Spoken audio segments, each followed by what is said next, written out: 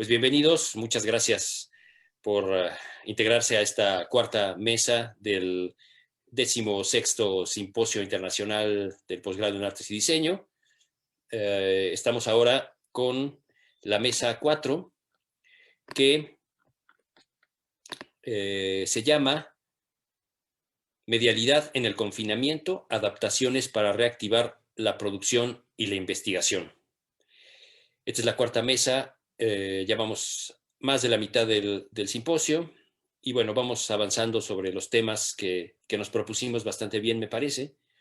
Las discusiones han estado intensas y muy interesantes. Siempre falta tiempo en estos casos para seguir dialogando cosas que difícilmente se pueden plantear en 1 hora, en 2 horas, en fin, en 25 minutos que les toca a cada uno de ustedes ahora exponer sus ponencias, pero pues la intención es seguir generando sus espacios. Hay unas mesas, por cierto, la próxima semana, que intentan ser como una suerte de charlas de café o algo parecido, en donde podamos pues plantear algunas de las ideas que han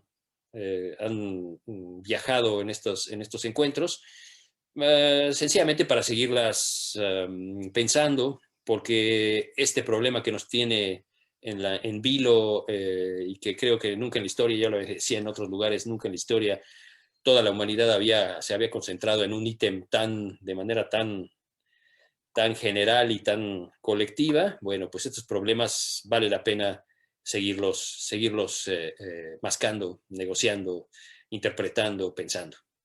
Y bueno, pues bienvenido, doctor Darío Meléndez, que ahora amablemente accedió a moderar esta mesa. Ya les dije el nombre de la mesa y entonces solamente me queda leer una breve ficha del doctor Meléndez. Él estudió la licenciatura y la maestría en Artes Visuales y el doctorado en Artes y Diseño por la Facultad de Artes y Diseño en la FAD UNAM. Es colaborador del Instituto de Investigaciones Estéticas de la UNAM. Sus proyectos artísticos en curso son Cátedra Extraordinaria Saturnino Herrán en la UNAM, Hogar Fantasma, Espacios y Rostros Ausentes de San Gregorio Atlapulco en el FONCA, Itacatl, Presentaciones 2020, Fundacao Cultural Badesac, en Brasil. No sé si es Fundacao o Fudaçao, creo que es Fudaçao. Museo de Arte Moderno en Brasil y el Museo de Arte Moderno en la Ciudad de México. Sí, es ese trabajo. Y luego Cronfagia, Islera, en Ciudad de México. Publicaciones del 2019 al 2018. UNAM Pingüica, Aglutinando Conocimiento y ENCRIM. Distinciones recientes, Beca Jóvenes Creadores 2019, primer lugar en el 4º concurso de retratos autores UNAM 2016, selección de obra en la Bienal Internacional de Arte Joven Vila Verde, Portugal, el 2016. Actualmente forma parte de la Facultad de Artes Plásticas de la Universidad Veracruzana. Muchas gracias, Darío, bienvenido y bueno, te cedo el micrófono. Bien, comenzamos. ¿Qué tal? Hola a todos. Muchas gracias, César. Para mí es un gusto y un honor haber recibido esta invitación para participar en estas mesas. Gracias también por la presentación.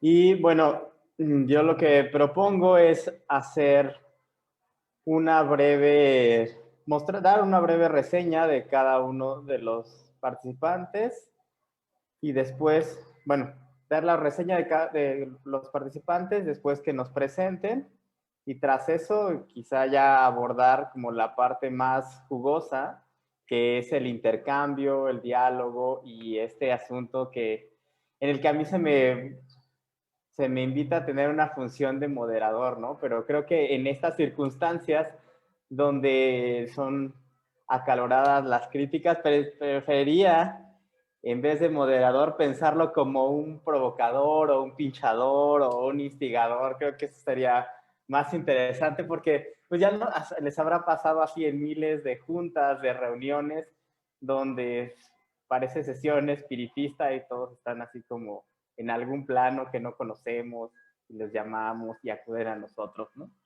También quiero mencionar algo del propio título del simposio, en este sentido, pues griego del término, donde era un banquete, donde era una reunión originalmente de bebedores, tenía su momento, así, incluso de los postres, ¿no? Se les llamaba tragemata, y también se hacía acostado, se hacía con una dinámica mucho más pues relajada y a la vez intensa, ¿no? Entonces, ojalá que podamos llegar a esos puntos altos. Aquí César nos pues, hablaba de esas discusiones donde hacía falta tiempo, entonces ya de entrada eso es un muy buen signo.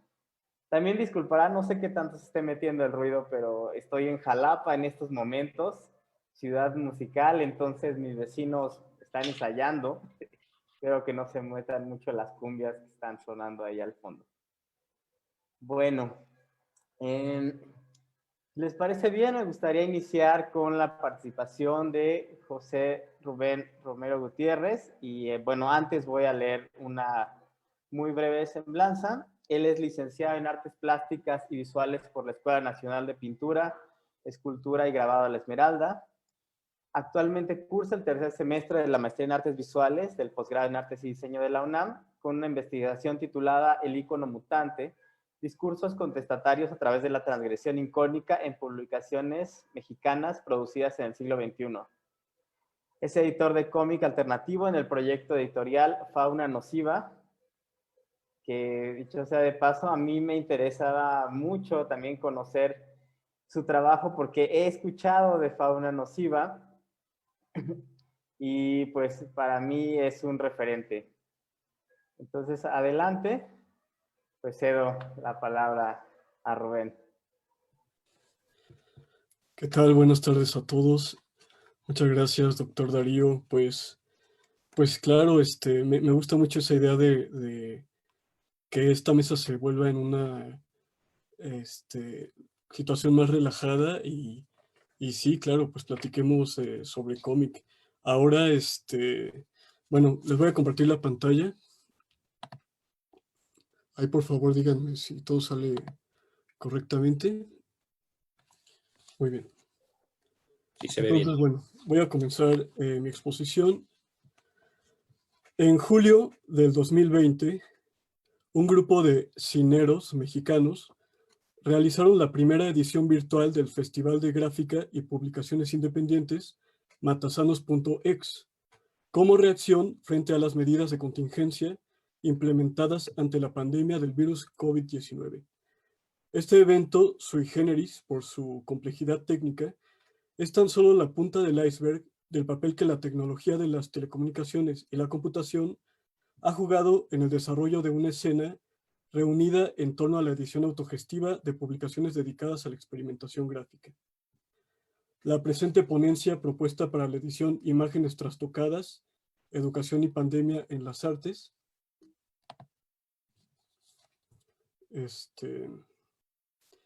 pretende exponer el correlato tecnológico de un fenómeno cultural que en el grupo de estudios sobre el fanzine mexicano hemos denominado como la nueva ola del cine ilustrado, o del cine ilustrado. Esta es la historia de cómo una comunidad creció al instrumentalizar las nuevas tecnologías de las telecomunicaciones y que hoy lucha por sobrevivir en la coyuntura de las problemáticas actuales. Pero antes, conviene aclarar, ¿a qué nos referimos por cine ilustrado? Se denomina cine o cine a una forma de producción editorial autogestiva caracterizada por su manufactura casera y baja distribución.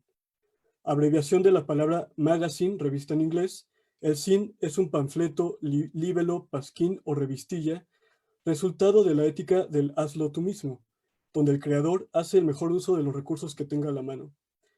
El zine ofrece un ejercicio editorial plenamente libre. En ellos, la labor del editor, del autor y del impresor se amalgaman. Quienes lo producen llegan a él por la facilidad y economía de su factura, así como por la inmediatez e independencia que el medio provee. Se entiende, pues, como cine ilustrado, a aquellas publicaciones amateur de baja distribución cuyos contenidos gráficos se imponen al texto.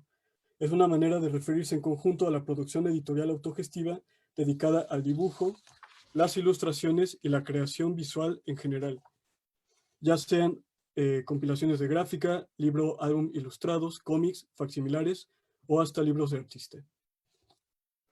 El término zine se establece en la década de los 80 del siglo XX para referirse a un campo de edición autogestiva mucho más amplio del que podría denominarse con el término fanzine, más bien acotado a comunidades de aficionados a ciertos territorios temáticos. Sin embargo, el zine, en tanto medio y estrategia editorial autogestiva, es primo del fanzine, cuyos orígenes se remontan a la tercera década del siglo XX, cuando un grupo de fanáticos de la ciencia ficción al este de Estados Unidos intercambiaban revistas caseras que reproducían con mimeógrafos y que enviaban por correo a los domicilios que aparecían en los directorios de otras revistas. Esta estrategia mediática de circulación y distribución editorial de contenidos no hegemónicos, en torno a los cuales se forman redes y comunidades, es la esencia que comparten de igual forma tanto el zine como el fanzine. Tiempo después, a principios de la década de los 80, la cultura punk adoptó los fanzines en el Reino Unido y en Estados Unidos. Estos desempeñaron junto con los carteles callejeros un importante papel a la hora de anunciar conciertos y compartir recomendaciones musicales que no tenían presencia en los medios dominantes. Es en esta época que los fanzines llegan a México. De la mano del punk, con el fanzine Naughty Punk, realizado por Javier Baviera, fundador del grupo Rebel de Punk, publicado en el mes de diciembre de 1981.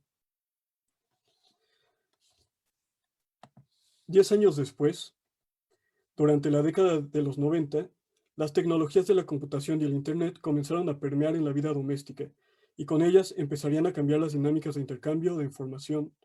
La comunidad fanzinera no fue inmune a este proceso. Poco a poco los fanzineros migraron sus canales de conversación e intercambio a distancia de correo hacia la digitalidad. Es en este momento de cambios, mientras las primeras generaciones de fanzineros mexicanos asociaban la publicación autogestiva con las culturas subterráneas como el punk, el ska y el reggae, que una nueva generación nacida en la década de los 80s y los 90s encontraría sus propias referencias del zine y del fanzine en otras latitudes a través de las brillantes pantallas de los monitores. Así lo constata la ilustradora y narradora gráfica Inés Estrada, figura central en el florecimiento de la nueva ola del cine mexicano. En un capítulo del podcast Patrulla Ñoña, Inés explica que desde niña los cómics infantiles de personajes como Tom y Jerry y el Pájaro Loco alimentaron su imaginación. Sin embargo, pronto el Internet ganaría terreno sobre el resto de los medios por los que los creadores en formación buscarían nuevos contenidos. Inés cuenta que para la época en que asistía a la prepa a mediados de los 2000, ya disponía de Internet en su casa, lo que le permitía pasar toda la noche hasta la madrugada leyendo manga. Inés explica que es a través del Internet que conoce los cines. Si bien ya tenía el antecedente de los cómics en los puestos de revistas y había dibujado sus propias historias, no las veía como algo reproducible. Fue hasta que a través del Internet descubre a autores como Patrick Kyle, quien hace fanzines con fotocopias, que reconoce en este medio una herramienta económica y práctica de reproducir y difundir su obra. Así produciría su primer fanzine en el 2006, año en que la red social dominante sería MySpace, con 140 millones de usuarios. Sobre Facebook, que solo contaba con 12 millones. Sin embargo, por esta época la plataforma DeviantArt contaba ya con una modesta comunidad creativa en ciernes. 2 años después, en el 2008, Inés formaría junto con Rodrigo Simancas el colectivo Café con Leche, que contaría con su propia página web. Explica Inés que fue a través del Internet que el colectivo tuvo un alcance internacional, por medio del cual se haría de su propio público, al que le vendería directamente. En esta época se formarían colectivos como Ediciones Hot Dog, de Yecat Peña, Abraham Díaz, Santiago Grijalva y Apolo Cacho, y Monócromo, de Paulina Morales y Francisco Zúñiga. De modo que para entonces había ya una pequeña comunidad de creadores de zines ilustrados que difundían su trabajo principalmente a través de plataformas como Tumblr, fundado en el 2007, y Facebook. Durante esta época los creadores de cines vendían sus publicaciones en festivales de música, ferias universitarias y toquines underground. Fue hasta finales del 2011 con el encuentro CineDF y principios del 2012 con el Festival Cine Amigos que el cine se empezó a formar un terreno propio, por lo menos en la Ciudad de México. a través de ferias exclusivamente dedicadas a las ediciones autogestivas de gráfica. Si bien el Festival Sin Amigos tuvo un alcance más bien local, tendría un impacto importante en la posterior efervescencia de la producción de cine ilustrado en el país. En el libro Fanzinología Mexicana, Inés Estrada relata cómo, con ayuda de sus amigos, organizaron el primer festival de fanzines de gráfica en la Ciudad de México el 31 de marzo del 2012. Cuenta Inés, el Sin Amigos lo pensamos originalmente como un espacio para promover nuestro trabajo. Entonces no nos imaginábamos que serviría también como base e inspiración para que otros jóvenes empezaran a hacer sus propios fanzines y festivales. A 3 años de esto, la escena sigue verde, pero está creciendo cada vez más rápido. Las plataformas digitales fueron imprescindibles para la difusión de estos eventos, que consistía en crear una página de Tumblr que luego era compartida personalmente a través de Facebook. Evidencia de esto es la dirección que aparece en el cartel del Festival Sin Amigos, acá abajo. Sinamigos.tumblr, sitio en el cual todavía se puede corroborar entre la información remanente que de 12 colectivos participantes, 5 refieren a la plataforma Blogspot, 4 a Tumblr, 1 a la plataforma Cargo Collective y 2 contaban con su sitio web particular. La gratuidad de estas redes permitieron que los colectivos pudieran contar con un sitio dedicado a su proyecto sin la necesidad de pagar por ello. Por lo tanto, fueron utilizadas e integradas de manera orgánica por las iniciativas autogestivas. Las primeras ediciones del Sin Amigos suscitaron el boom que se dio entre el 2012 y el 2014 alrededor de la publicación autogestiva, de donde surgieron docenas de proyectos, ferias y colectivos. Fue tal el hervor del momento que para el 2013 el Museo Universitario del Chopo, institución sensible a las expresiones alternativas y subterráneas, presentó una serie de exposiciones dedicadas a revisar la producción nacional de fanzines en la forma de una fanzinoteca a cargo de Enrique Arriaga. Durante este periodo, tanto colectivos y ferias hacían usos híbridos entre plataformas, usaban sus cuentas de Tumblr y Blogspot para archivar imágenes que luego compartían en sus páginas de Facebook. Red que entonces tenía un papel central por su vigencia e importancia. Según el medio Data Reportal, Facebook contaba en agosto del 2014 con 1.320 millones de usuarios activos, 4 veces más usuarios que Twitter, LinkedIn y Tumblr. Es en este año que crean sus cuentas festivales como Fanzinorama y Matasanos, que son ferias que permanecen hasta ahora. Quizá una de las razones que explica la preferencia de la comunidad del Sin por Facebook, además de su gratuidad, tenga que ver con su integración de distintos tipos de contenidos, ya sean perfiles personales, páginas de artista, grupos públicos y privados, así como eventos. De la misma manera, la proliferación de colectivos y festivales no se podrían explicar sin la presencia de distintos foros especializados que a través de las redes sociales abrieron sus mundos a cualquiera que estuviera interesado en esta forma de autogestión editorial.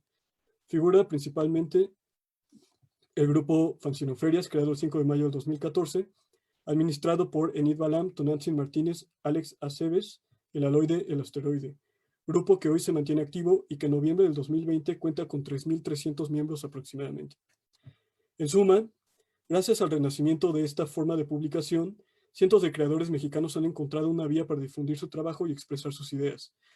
El boom acontecido alrededor del cine ilustrado no podría explicarse sin las redes sociales. Sin embargo, hay quien ve estas herramientas con escepticismo. Por ejemplo, el fancinero de la vieja escuela, Miki Guadamur, opina en una época en que las ferias de cines se encontraban en pleno apogeo. Cito a Miki Guadamur. La realidad es que a través de las llamadas redes sociales, un número indeterminado de usuarios internacionales ofertan, recién salidos del horno, cómics, dibujos y textos sin molestarse en organizar festivales. Facebook es territorio fanzine. Dichas redes son asimismo el método más perfecto, conocido por los simples mortales al menos, mediante el que la Policía Mundial consigue un instantáneo suelte de sopa por parte del ganado humano, que de este modo afloja información íntima con gusto y sin necesidad de tehuacanazos. Cierro la cita. Bueno, aquí tengo una tabla donde más o menos pongo cuáles fueron las redes que se utilizaron en distintas épocas, según algunas estadísticas, y también cómo se ocupaban estas redes. Por ejemplo, algunas sirven solamente como archivo, otras sirven como canal de difusión, otras también se prestan para la conversación y para generar redes. Si bien desde el 2006 las plataformas digitales han sido cruciales en el desarrollo de la nueva ola del cine ilustrado, su empleo se había limitado a la difusión, el archivo y al intercambio de ideas. Sin embargo, estas interacciones tenían como objetivo ulterior propiciar la convivencia presencial a través de los festivales y ferias, eventos que hasta hace pocos meses dábamos por sentados. La contingencia ocasionada por el virus COVID-19 puso a prueba la capacidad de adaptación de una comunidad editorial autogestiva caracterizada por su espíritu resiliente. Pronto, los distintos actores de la comunidad del zine y el fanzine reaccionaron casi de inmediato en la ocupación de nuevos y viejos canales digitales en busca de alternativas con las cuales sobreponerse a las limitaciones del confinamiento. En este momento, el Internet y las plataformas digitales como Facebook, Zoom e Instagram serían más importantes que nunca.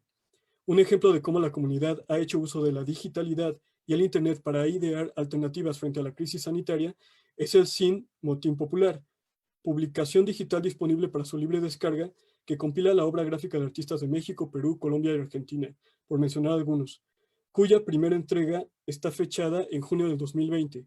4 meses después, se encuentra disponible su cuarta entrega y han cerrado la convocatoria para su quinto volumen. Al final de una de sus ediciones puede leerse: editado y producido por Guga, Liceis, Chispa, Flash, Fargo, Pixie y seres del plano astral vigente durante un periodo incierto, pandémico y mutante. Motín Popular es un claro ejemplo de cómo el Internet ha posibilitado la difusión y distribución prácticamente ilimitada de una publicación autogestiva que ya no sufre las restricciones de una edición impresa, fetiches aparte, sino que a través de los medios digitales consigue un alcance internacional.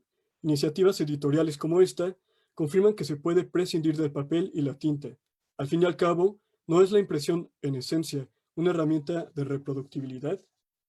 Por su parte, frente a las restricciones sanitarias oficiales difundidas en México con el eslogan "Quédate en casa", eventos previamente programados como la Feria Fanzinorama en la Ciudad de México y Print and Trip en Morelia fueron cancelados, lo que impuso una pausa obligada en la realización de encuentros para el intercambio y la convivencia. Hasta que el 15 de junio del 2020, el Festival Matasanos compartió a través de sus cuentas de Facebook e Instagram el cartel del evento de gráfica y publicación independiente matasanos.exe, donde se anunciaba que el 4 de julio del mismo año se llevaría a cabo el ya conocido festival en un formato nunca antes visto, totalmente en línea. No había mayores explicaciones, más que un listado con 20 exponentes y la dirección www.oxo.club.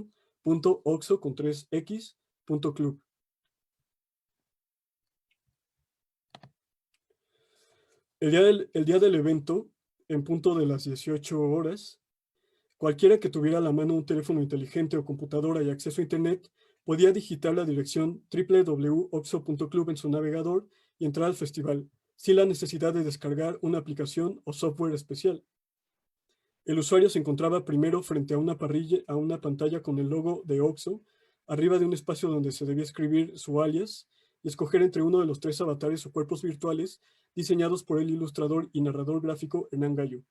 Luego de dar clic en el botón Entrar, en pocos segundos el usuario se hallaba dentro del entorno virtual del festival, listo para interactuar en tiempo real con el resto de los visitantes.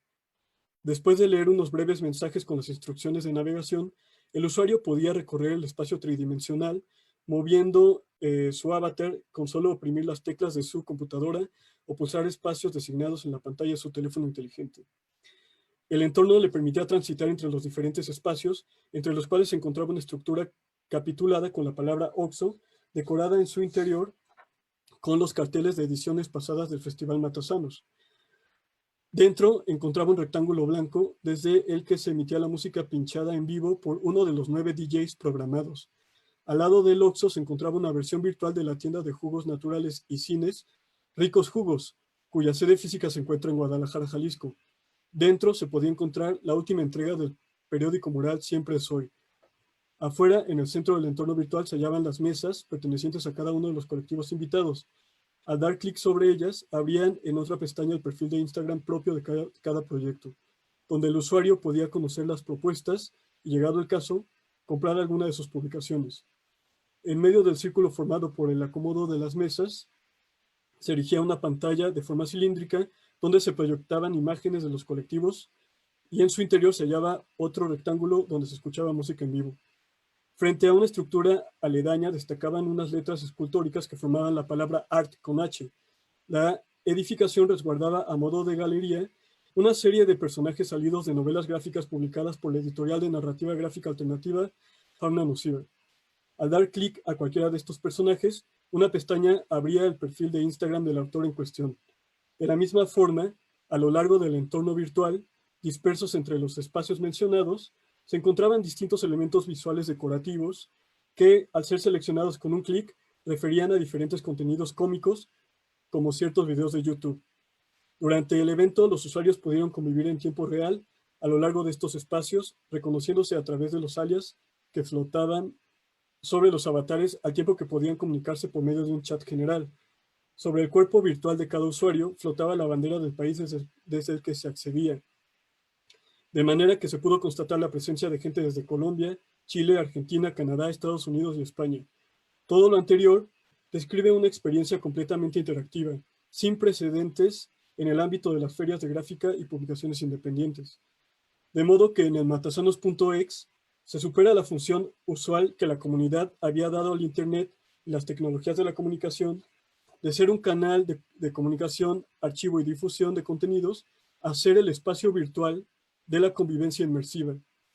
Los asistentes por primera vez asisten a una feria de fanzines por medio de poseer un avatar o cuerpo virtual por el que transitan, observan y hasta bailan. En una entrevista para el diario Milenio, Humberto Vázquez, gestor de Matasanos, explica que el evento surgió para llenar esa necesidad de los festivales fanzineros que no se están haciendo por el momento.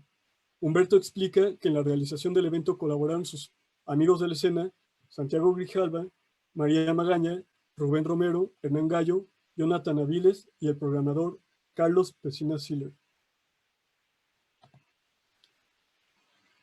En un conversatorio posterior titulado La nueva digitalidad, producción y difusión de narrativa gráfica, organizado por el Instituto Francés de América Latina, Hernán Gallo cuenta que la idea del evento surgió al haber experimentado en la plataforma virtual Oxo.club, creada por Carlos Pesina, en el contexto de una fiesta planeada como respuesta a la contingencia, donde se pretendía simular un festival de música. Hernán explica que una de las dificultades que enfrentaron fue la falta de saberes técnicos, pues entre los organizadores habían editores, autores, ilustradores y gestores, pero ninguno contaba con el conocimiento que una feria virtual requería. Por su parte, la ilustradora y narradora gráfica María Magaña explica en el mismo conversatorio que el evento tuvo como objetivo recuperar la convivencia a través de las capacidades multimedia del entorno virtual. María concluye que el evento ayudó a elevar los ánimos de la comunidad que estaba todavía en shock debido a las restricciones impuestas. 4 meses después, el 14 de noviembre del 2020, se realizó una versión presencial de la feria con el nombre MataCovid. De la misma manera, otras iniciativas como el Festival Esporas comienzan a buscar alternativas para regresar a la convivencia personal, manteniendo las medidas sanitarias requeridas. En conclusión, el Internet ha tenido por lo menos un triple papel en el desarrollo de la escena del cine ilustrado en México. En primer lugar, ha sido una fuente inagotable de contenidos y conocimiento del que abrevan los autores. En segundo lugar, es la plataforma desde donde los creadores dan a su trabajo una difusión cada vez más amplia. Y en tercer lugar, es un canal de comunicación inmediato que ha permitido el intercambio de saberes, por el que se logró consolidar una comunidad reunida en torno de la gráfica alternativa y la producción autogestiva. Al día de hoy, basta un clic para acceder a fanzinotecas digitales, wikis y blogs dedicados al estudio del zine y del fanzine, videos tutoriales, cursos vía remota, presentaciones a distancia, podcasts como Baja Resolución, Patrulla Ñoña y Telesecundaria, grupos de Facebook y cuentas de Instagram dedicadas a compartir la publicación local de cines. Pocos imaginaban los alcances y los usos que tendría esta herramienta, cuyo desarrollo fue originalmente impulsado con fines militares y académicos. Hoy, a las generaciones más jóvenes, les cuesta dimensionar el impacto de esta revolución que ha llegado a ocupar todos los resquicios de nuestra vida cotidiana. Hace apenas unas décadas, leer el periódico desde la comodidad de nuestro teléfono inteligente Era una idea salida de un cuento de ciencia ficción, ni hablar de asistir a un simposio desde nuestra computadora doméstica. De la misma manera, como sucede entre los pasajeros de un avión supersónico, parece sospechosa cualquier indiferencia ante la velocidad con la que esta tecnología superó todas las promesas al grado de volverse necesaria prácticamente en todos los espacios de nuestra vida. Lo que queda claro es que en la medida en la que surjan nuevas tecnologías que revolucionen los canales por los que se comunica el mundo, estas serán tomadas por comunidades solidarias interesadas en el intercambio de saberes alrededor de la expresión y la autogestión. Muchas gracias.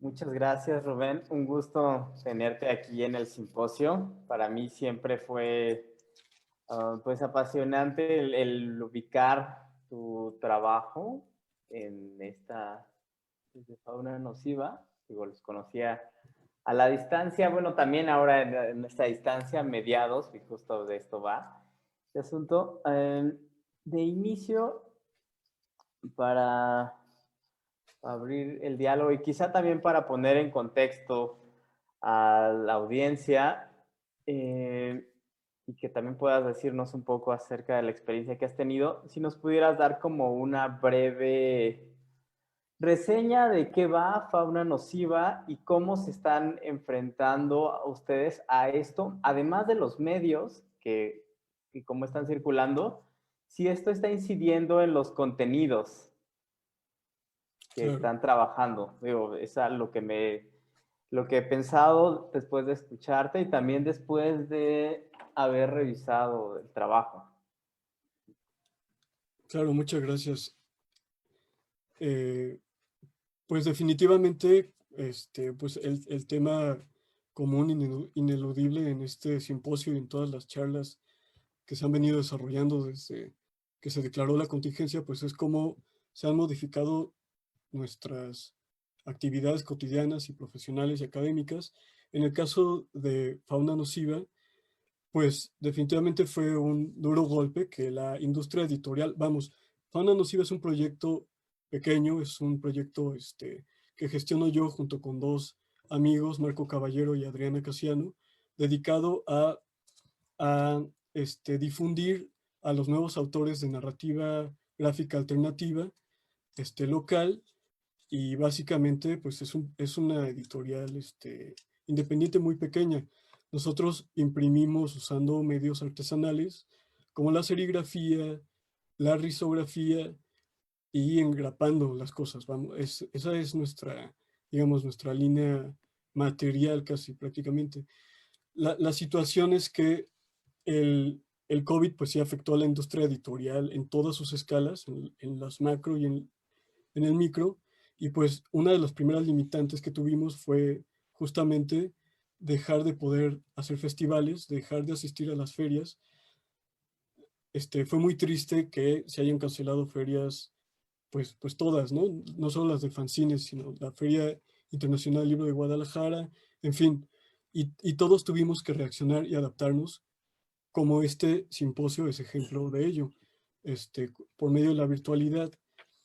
Por eso, por eso fue como un gran evento en matasanos.ex, porque se salió como del lugar común, pero tampoco nos alivió como nuestros dolores cotidianos, tanto a los autores como a los editores. Entonces, una de las reacciones que tuvimos fue liberar algunas historias, algunos cómics. Liberamos 3 cómics que se podían revisar en nuestra página de internet. Ahorita ya no están, ya los bajamos. Un poco como para cerrar un ciclo y empezar otras cosas. Después de esos cómics que liberamos, que se llamaron cómics de contingencia, cómics de cuarentena, perdón, empezamos con otro proyecto que es un podcast que se llama Telesecundaria. Los invito a que lo revisen. Aprovecho para invitarlos a que sigan las redes de Fauna Nociva, pero también del Festival Matasanos, del Festival Esporas. Y bueno, lo que mencionaba el doctor Darío también, cómo afectó los temas, porque no solamente es las dinámicas de comunicación o de difusión, sino los mismos autores, pues al estar tan afectados, tuvieron, ya no era lógico, ya no tenía sentido seguir hablando como de lo mismo, como si todo siguiera igual.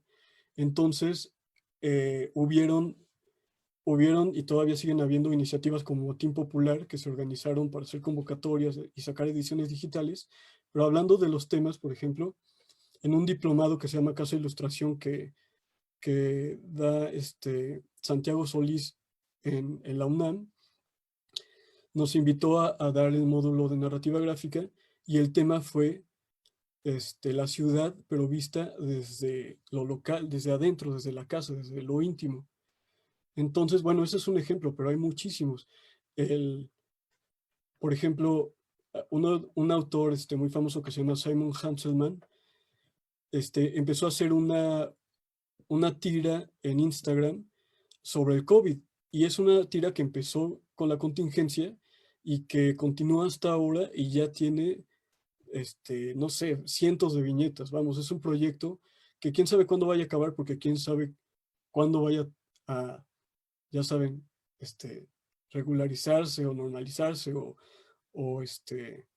que podamos volver a, bueno, ya se ha dicho mucho que no, es probable que nunca suceda, que volvamos a la normalidad, pero bueno, ustedes me entienden.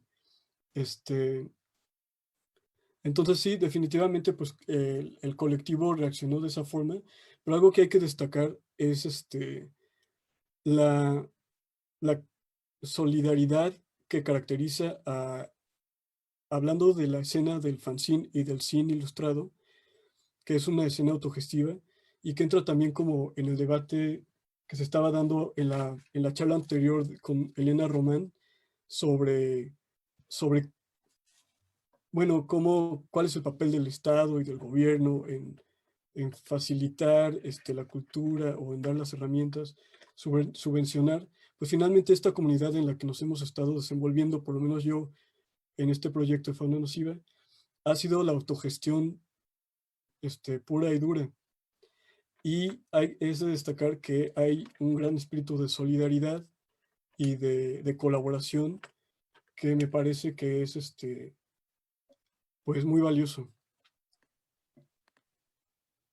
Darío, tenía una pregunta. Yo suelo no meterme yo mucho en las ponencias, pero me interesa mucho el tema.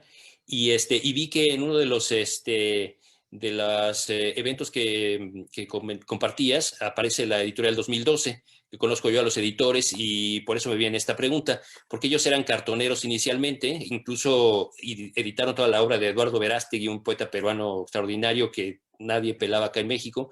En fin, entonces, ¿tú ves que este movimiento fancinero tiene también estas como vasos comunicantes con otros proyectos también independientes como los cartoneros que llevan también un rato o otros de editores independientes? Claro, completamente, y qué bueno que se menciona porque la comunidad no se reduce nada más a los ilustradores o artistas gráficos, sino, y creo que es a partir de las ferias de edición independiente, de esfuerzos que se han realizado, por ejemplo, desde Radio UNAM, que realiza cada año una feria que se llama Los Otros Libros, en donde no está limitado a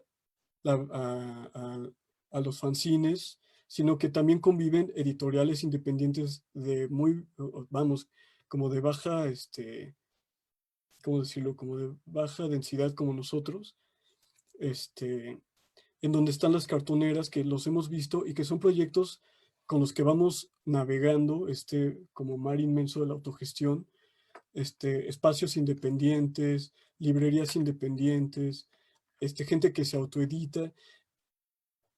Y, y yo tengo un cariño muy especial con los proyectos cartoneros, porque creo que ahí es donde se puede ver también, junto con el cine, cómo el material, que cualquier material se puede prestar y se puede utilizar para llevar a muchos ojos y a muchas manos una serie de contenidos que se rehúsan, se resisten de pasar como por la raza por el rasero, perdón, de las editoriales, del sistema editorial hegemónico o del sistema editorial a veces institucional o corporativo.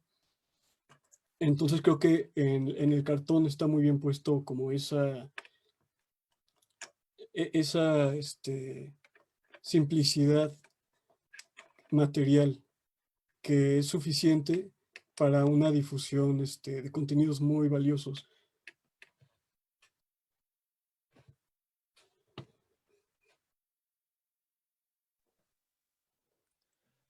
Muchas gracias, Rubén.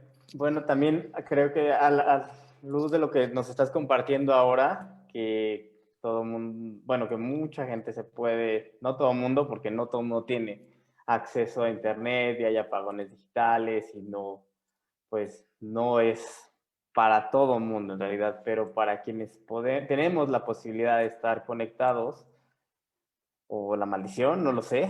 También, saben, hay una ponencia sobre sobre información que vamos a escuchar más adelante. Pues podemos publicar muchas cosas, excepto ciertas zonas vedadas que implican ya criminalización, cárcel, otras cosas. ¿Cuáles serían, a mí me surge la pregunta de cuáles son estas vetas, estos bordes, estas orillas sobre las que están incidiendo todavía ustedes, ¿no? Porque antes, digamos, estaba en la industria editorial, bueno, no te dejan sacar ciertas cosas, tú haces tus propios canales de comunicación y eso implica un gasto material, producción, todo lo que tú ya sabes, ¿no? Has estado al frente de estos procesos.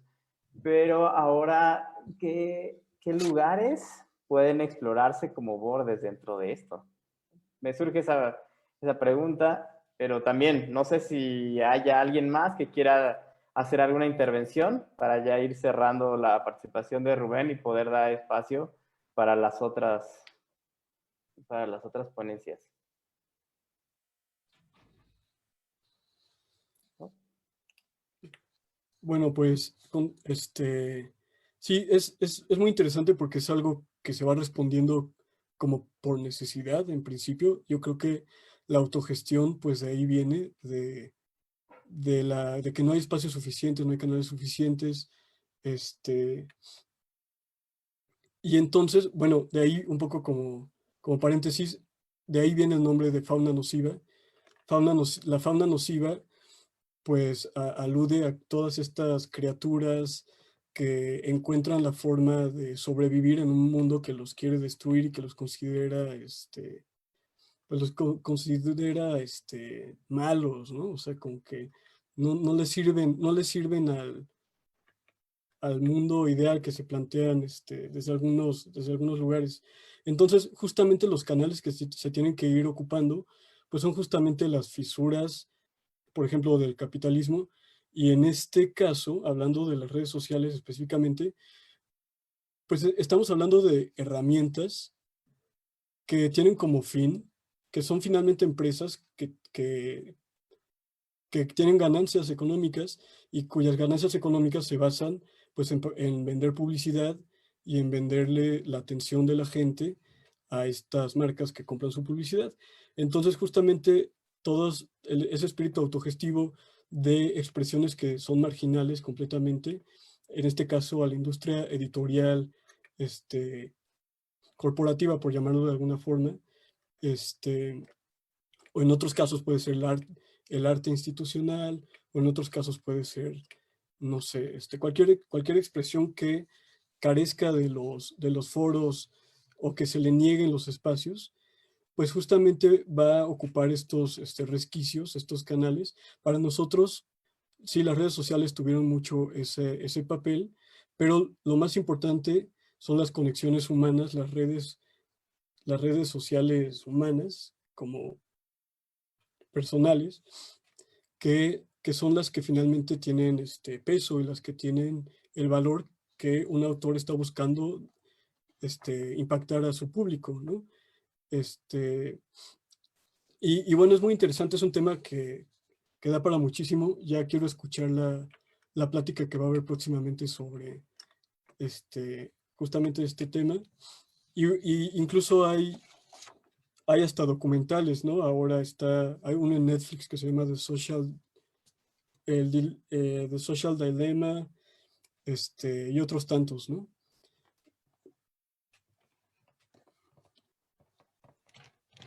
Muchas gracias, Rubén. Pues creo que con eso por el momento cerraríamos tu participación. Yo tengo algunos comentarios más sobre la idea del encuentro, la experiencia, pero los dejamos para más adelante si hay tiempo con el cierre. Y bueno, terminada esta fase, vendría por orden la intervención de Rafael de Villa Magallón, que nos acompaña, de los presentes aquí, y leo una breve semblanza. Cineasta egresado del Centro Universitario de Estudios Cinematográficos y con estudios de maestría en estudios cinematográficos y de los medios de comunicación por la Universidad de Copenhague. Autor de 5 cortometrajes de ficción y más de 20 documentales cortos. Ha sido realizador de 3 programas de televisión y ha participado en filmes institucionales y publicitarios para nuestra casa de estudios. Ha sido premiado en festivales como Pantalla de Cristal y la Muestra Universitaria de Imágenes Científicas. Ha sido también académico dentro del Centro Universitario de Estudios Cinematográficos, así como en cursos y diplomados para la Universidad Autónoma de la Ciudad de México, la Academia de Artes Visuales y el Fideicomiso para la Promoción y Desarrollo de Cine Mexicano en la Ciudad de México. Bueno, sin más por el momento, cedo la palabra a Rafael. Adelante. Hola, perdón, tenía cerrado mi micrófono.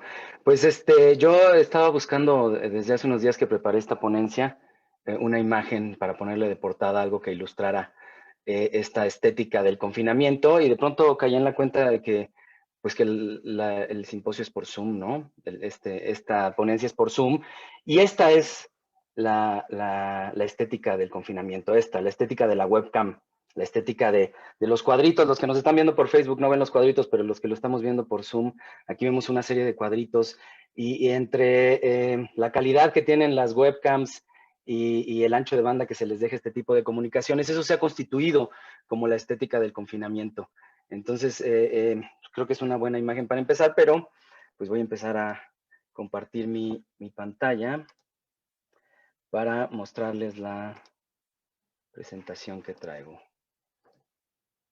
Ok, entonces el título de la ponencia es Precariedad y la estética del confinamiento. Tiene un subtítulo, El audiovisual de la vida en recuadros, ¿no? Como el audiovisual de esta estética del Zoom. Un estudio de caso, es decir, voy a aplicar esto al final de la ponencia a un material audiovisual que tiene esta estética. La primera pregunta que me vino a la mente es cómo nos comunicamos en la actualidad, ¿no? Cuando estaba preparando esta ponencia, pensaba en las comunicaciones. Y hay muchos marcos teóricos que insisten en que nos comunicamos hoy en día, algo que rige mucho las comunicaciones, son las imágenes generadas de manera automática, ¿no? Tengo ahí varios autores que hacen esta referencia, y me fijo un poco que muchos de ellos o muchos de estos marcos teóricos remiten al filósofo alemán Wilhelm Flusser, que habla de las imágenes técnicas. ¿Qué son las imágenes técnicas? Bueno, pues las imágenes técnicas son estas imágenes generadas a través de aparatos en los cuales nosotros no tenemos control sobre lo que pasa dentro del aparato. Tenemos control, más o menos sabemos controlarlo, pero el programa, lo que realmente genera la imagen, no tenemos control. Entonces, Flusser contrapuntea estas imágenes técnicas con las imágenes tradicionales, ¿no? Que es algo de lo que tenemos, tenemos indicios de que era una manera de, un vehículo de la información desde hace muchos cientos, miles de años, ¿no? En las pinturas rupestres, creo que no se puede ver la flechita de mi puntero, pero bueno, aquí pongo una pintura rupestre que se sabe que desde hace muchos miles de años se usaban como vehículos de información las imágenes, y eran imágenes hechas con las manos, ¿no? Posteriormente viene una segunda era, que es la era de la escritura lineal, en el que estas imágenes se empiezan a convertir en símbolos y se empiezan a leer de manera lineal, ¿no? Esta se le llama la etapa del pensamiento histórico, la etapa del pensamiento lineal. Y bueno, Flusser propone un parteaguas, que es la invención de la fotografía, en el cual las imágenes vuelven a regir, ¿no? Ya no son las imágenes hechas con nuestras propias manos, sino las imágenes hechas a partir de un aparato. Y ese parteaguas es muy importante para Flusser y, bueno, trataré de llevar a la idea de que esta evolución es lo que nos lleva a la manera en cómo nos comunicamos hoy en día. Algo muy importante que quiero aclarar es, bueno, ¿por qué elegí a Flusser? Obviamente sabemos que hay otros teóricos que han tenido, de otras maneras y con otras palabras, han tenido una teoría muy semejante. Yo elijo a Flusser porque, mira, por ejemplo, está McLuhan y está Walter Benjamin, que son muy respetados.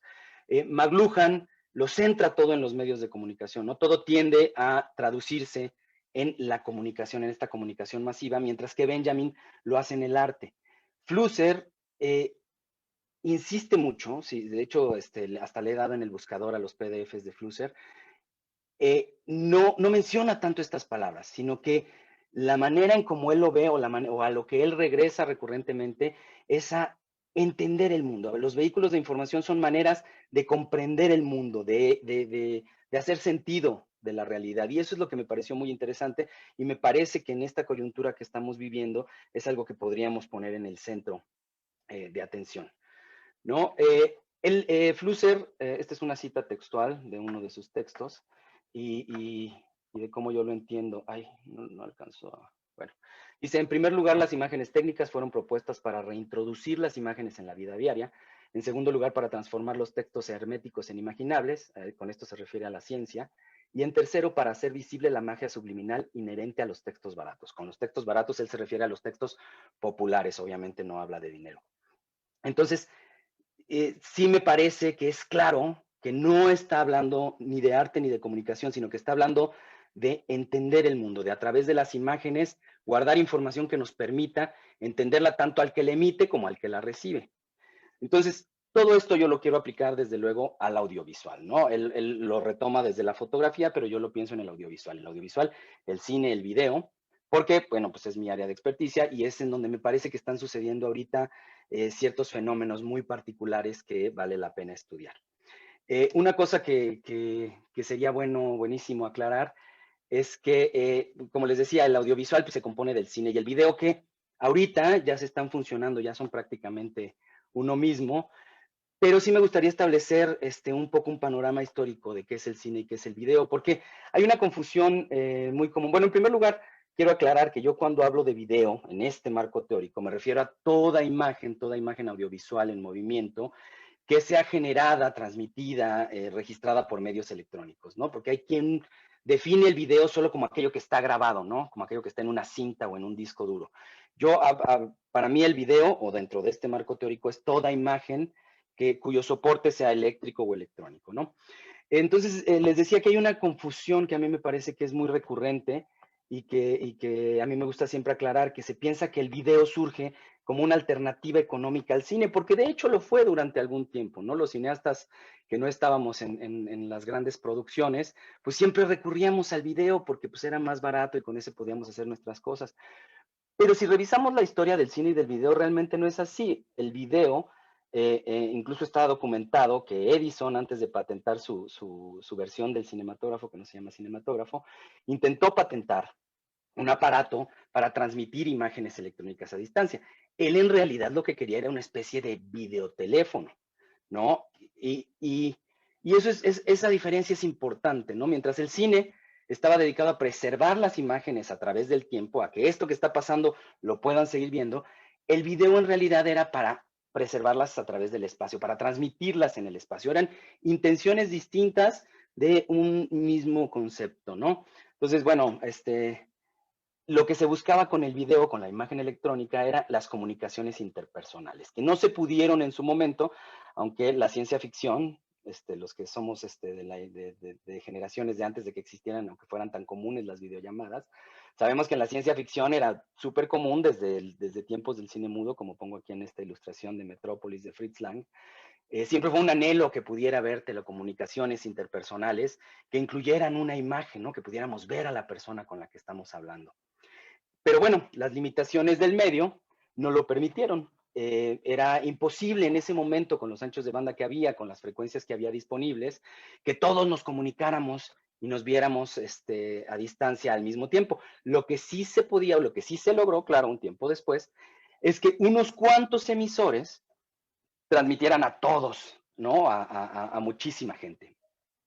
Y por supuesto, esto inmediatamente se le detectó un potencial mercantil, ¿no? Si un solo emisor puede llegar a tantos, pues bueno, yo puedo anunciar muchas cosas en televisión. Y entonces esto forjó mucho al medio. Por eso es que se vuelve un medio, un escaparate para los contenidos baratos, ¿no? No hablo de baratos, insisto, hay producciones de televisión que son carísimas, pero sí son baratos en el sentido de que son de fácil acceso, ¿no? Muchas veces hasta los concebíamos como gratuitos, ¿no? Porque no teníamos que pagar nada por verlos, por lo menos en México, hay otros países en los que sí. Y que son accesibles en cuanto a su contenido, ¿no? No es un contenido rebuscado, no es un contenido al que se le invierta mucho. Esto, bueno, fue así por muchos años, pero el cambio empezó cuando llegaron ciertas tecnologías digitales y este medio de los contenidos baratos por excelencia todavía pudo llegar a contenidos aún más baratos, ¿no? Cuando empiezan los dispositivos portátiles en los cuales cualquiera podía hacer una película y la tenía al alcance de su bolsillo, y que además estos mismos podían conectarse a una red mediante la cual se podía compartir inmediatamente lo que ellos estaban generando, pues bueno, es que se crea, se democratiza totalmente el medio y se crea esta modalidad que se llama el video vernáculo, ¿no? Donde ya todos somos a la vez productores y consumidores. En inglés tienen un término que se llama prosumers, ¿no? Y bueno, esto acarrea ciertas características muy particulares en el lenguaje, o ciertos marcadores en el lenguaje, en la manera en cómo se hacen las cosas, ¿no? El uso de los lentes grandes angulares, ¿no? Que es esta imagen de la derecha, que si nos vemos así de cerca en la selfie nos vemos muy narizones, ¿no?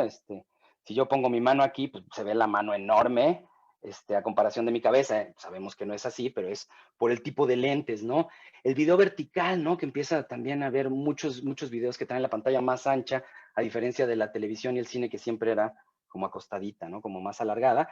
Y el rompimiento de la cuarta pared, es decir, que las personas que aparecen a cuadro están muy conscientes de la presencia de la cámara y muchas veces se dirigen directamente al público, ¿no? Estos marcadores son muy claros y empiezan a ser utilizados y obviamente empiezan a ser absorbidos también por los contenidos institucionales. Aquí tengo un cuadro de un sitcom, una serie de televisión que se llama Modern Family, donde si se fijan con estos elementos, dan la impresión de que es un video generado por un celular, pero desde luego que no podría ser un video generado por un celular. Miren, les muestro un cuadro, les muestro un cuadro de mí mismo en un video generado por un celular, y vean cómo la profundidad de color no se compara, no puedes lograr esas sutilezas en la oscuridad, en el contraste. La parte de las altas luces, pues obviamente en la serie de televisión está muy cuidada, y yo que tengo una luz atrás, pues todo se emplasta, los artefactos empiezan a aparecer, hay granos, se compensa, no puedo lograr ese contraste entre luz y sombra.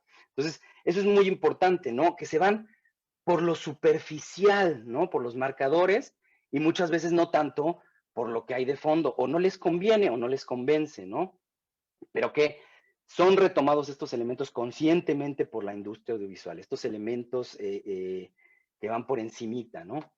Después, ¿qué pasa? Viene la era del streaming, ¿no? Que por un lado, bueno, nos da la oportunidad de hacer realidad el sueño del filósofo Valéry, que hace muchísimos años pronosticó que en algún momento tendríamos acceso a todos estos contenidos a la carta desde la comodidad de nuestra casa. Pero por otra parte, también se empiezan a dar el viejo sueño de la ciencia ficción, ¿no? Ya se vuelve accesible para todos la comunicación interpersonal a distancia, ¿no? Ya todos tenemos un videófono en el bolsillo. ¿Y esto cómo se incorpora? ¿En algún momento se van a fusionar? ¿No? Pues sí, se fusiona primero en la televisión, ¿no? En la televisión siempre hubo llamadas telefónicas, sobre todo en los contenidos noticiosos. Siempre hubo, pues, que no, desde épocas del asesinato de Kennedy, está documentado, ¿no? Que pues llamaban al corresponsal y entrevistaban a gente por teléfono cuando de pronto no se podían. Pues bueno, ahora que ya empieza esto, que ya hay esta posibilidad, pues empieza a haber estas llamadas, pero algo muy interesante es que hay el esfuerzo por hacer lo contrario, ¿no? Por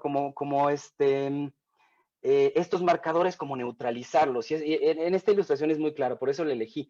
En vez de mostrar en pantalla completa a la persona a la que están entrevistando a distancia, muestran un monitor y muestran a la persona que lo está entrevistando, ¿no? Es como una manera de reincorporar esta cuarta pared de decir, este no es un contenido de esos, este es un contenido de televisión, pero que tenemos ese recurso. O crear estos diseños rebuscados, ¿no? Aquí pongo otra ilustración de, bueno, no te voy a poner como te lo pone el Zoom precisamente, sino creo un diseñito especial y con eso le doy identidad a mi contenido. Trato de hacer a un lado estos marcadores tan característicos del video vernáculo.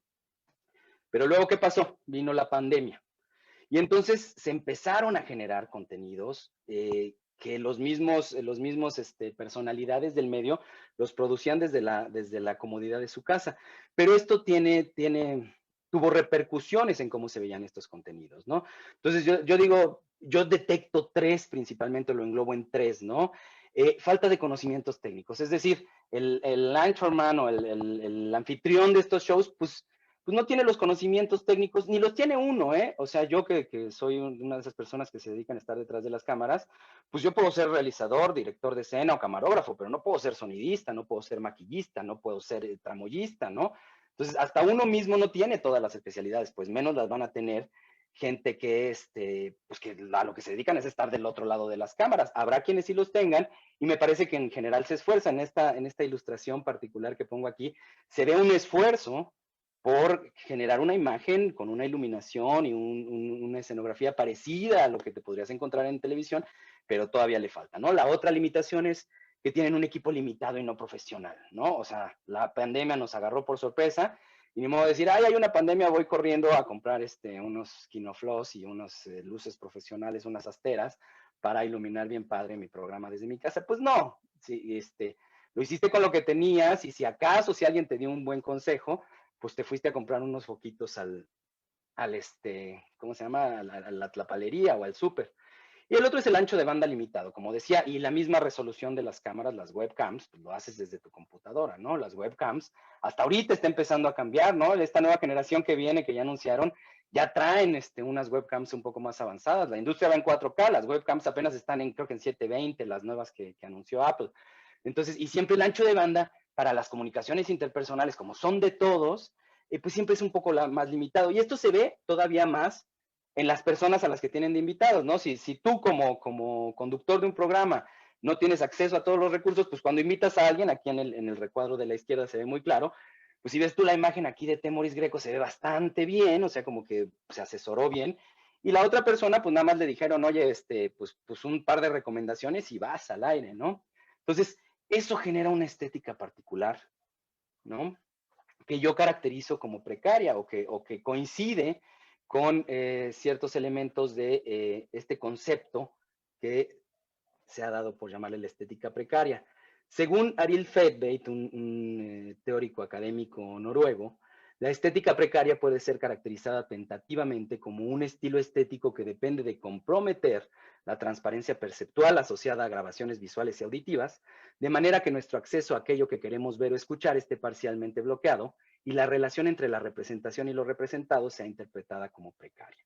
Y creo que, pues con todos los elementos que mencioné, es fácil relacionar esta estética precaria, ¿no? Este compromiso del estándar que hay en la televisión, al estándar que estamos, pues, tolerando, por así decirlo, ¿no? Al estándar que estamos aceptando, pues hay una gran diferencia. Está muy comprometida la transparencia perceptual, ¿no? De las cámaras que ya usan hoy en día en la televisión. Ay, bueno, nada más quiero decir que este concepto de la estética precaria, efectivamente no es algo que yo me inventé, es algo en lo que están trabajando, en lo que se está trabajando bastante, y es algo que yo estoy adoptando, no solo para esta ponencia, sino que es parte integral de mi proyecto de doctorado, que es en lo que estoy ahorita como estudiante de la FAD. Por otro lado, está los contenidos involuntarios, ¿no? O sea, ya vimos los contenidos de televisión que tienen que adoptar esta estética precaria, pero los contenidos, o bueno, a lo que yo llamo, y esto sí me lo inventé yo, los contenidos involuntarios, que es esto, ¿no? Esto que estamos viendo ahorita, esto que estamos viviendo. Esto va a terminar o va a empezar a ser un contenido audiovisual en el momento que termine. Ya no va a ser una conferencia en vivo, ya no va a ser algo que está sucediendo, va a ser un contenido que seguramente no se generaría de otra manera. Es decir, si no hubiera pandemia, no, estaríamos todos ahorita en un auditorio y cuando se acabe la conferencia nos vamos y ya nadie ve ese contenido. Bueno, no sé si las graben, pero bueno, entre que las graban y que no, entre que si lo cuelgan en la red y no, entre que si lo editan y no, no está diseñado para ser un contenido audiovisual. Sin embargo, se está generando, y así hay muchísimas cosas, ¿no? Hay obras de teatro, hay conciertos, hay muchas cosas que serían en vivo y sin embargo se están convirtiendo en contenidos audiovisual y nos están inundando por todas partes, ¿no? Entonces esa combinación de contenidos que adoptan esto y contenidos involuntarios hace que esta estética precaria esté por todas partes. Esta estética precaria del confinamiento sea algo que está muy tangible ahorita, ¿no? Por otra parte, bueno, en relación a la industria, algo que es importante decir, que a la industria, a los trabajadores del cine y del audiovisual en general, pues nos agarró muy mal parados, ¿no? Porque hubo una imposibilidad de elaborar, es decir, no se consideraba una labor prioritaria, a pesar de que el consumo de contenidos audiovisuales subió exponencialmente durante el confinamiento, pues parecía que había lo suficientes y producir nuevos no era tan necesario.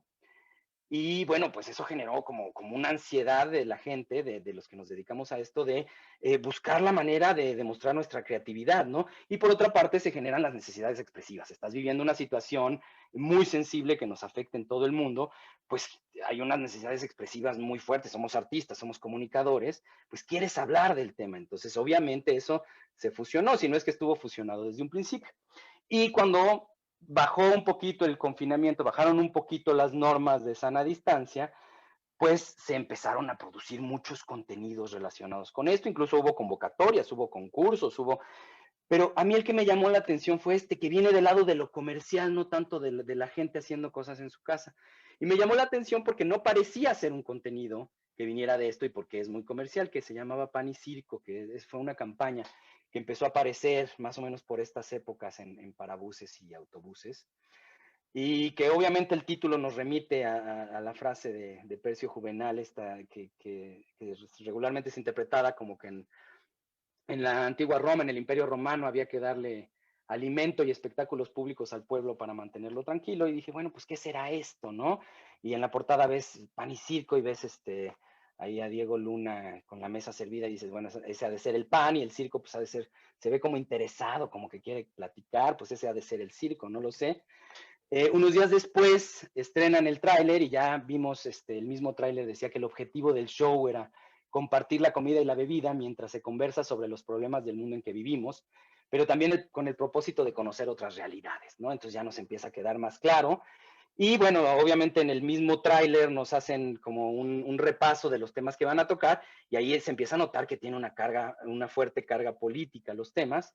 Y entonces dices, bueno, pues el circo también es eso, ¿no? Un poco el show de la política que se caracteriza como un circo muy a menudo. Y como les decía, todos los temas se presentan en el tráiler, pero algo que llamó la atención y que yo cuando lo vi todavía no pensaba hacer esta ponencia, todavía no lo tenía en mente, ni siquiera me habían admitido en el doctorado, es que presentan todos los programas, entre ellos todos los capítulos, entre ellos el del COVID, pero además después se detienen, ¿no? A hacer otra vez hincapié en que va a haber un episodio sobre el COVID, muestran la ciudad vacía, muestran esta estética de recuadros que nos remite inmediatamente al Zoom, a las videoconferencias, y muestran obviamente al vocero, al doctor López-Gatell, ¿no? Bueno, ya después, cuando por fin logré ver el capítulo, me llamó la atención porque, bueno, pues parecería que toda la serie está hecha antes de la jornada de sana distancia, y de pronto cuando lo estrenan, pues resulta que es el primer capítulo y además el más largo. O sea, hay una necesidad por decir, miren, aquí yo tengo contenido sobre ese tema, lo cual me parece también muy interesante. El documental incluso tiene un estilo muy distinto a los demás. En cuanto empieza, te muestran imágenes con grandes valores de producción, como en los otros, pero te empiezan a hablar de las dificultades de hacer este capítulo, de hacer este documental en particular. Estos valores de producción son muy notorios. Esta cámara es una cámara que es el estándar de muchas películas con presupuestos de millones de dólares. Entonces, te están mostrando algo pesado, algo fuerte. Y te están hablando, eso es muy importante, te están hablando de lo difícil que fue hacer este capítulo con las reglas del confinamiento. Todo el resto de los capítulos, hablando de los modos de representación documental, que el marco teórico es Bill Nichols, todos los capítulos están hechos en modo interactivo. Esto es, el cineasta interactúa con sus personajes y hablan de temas particulares del documental.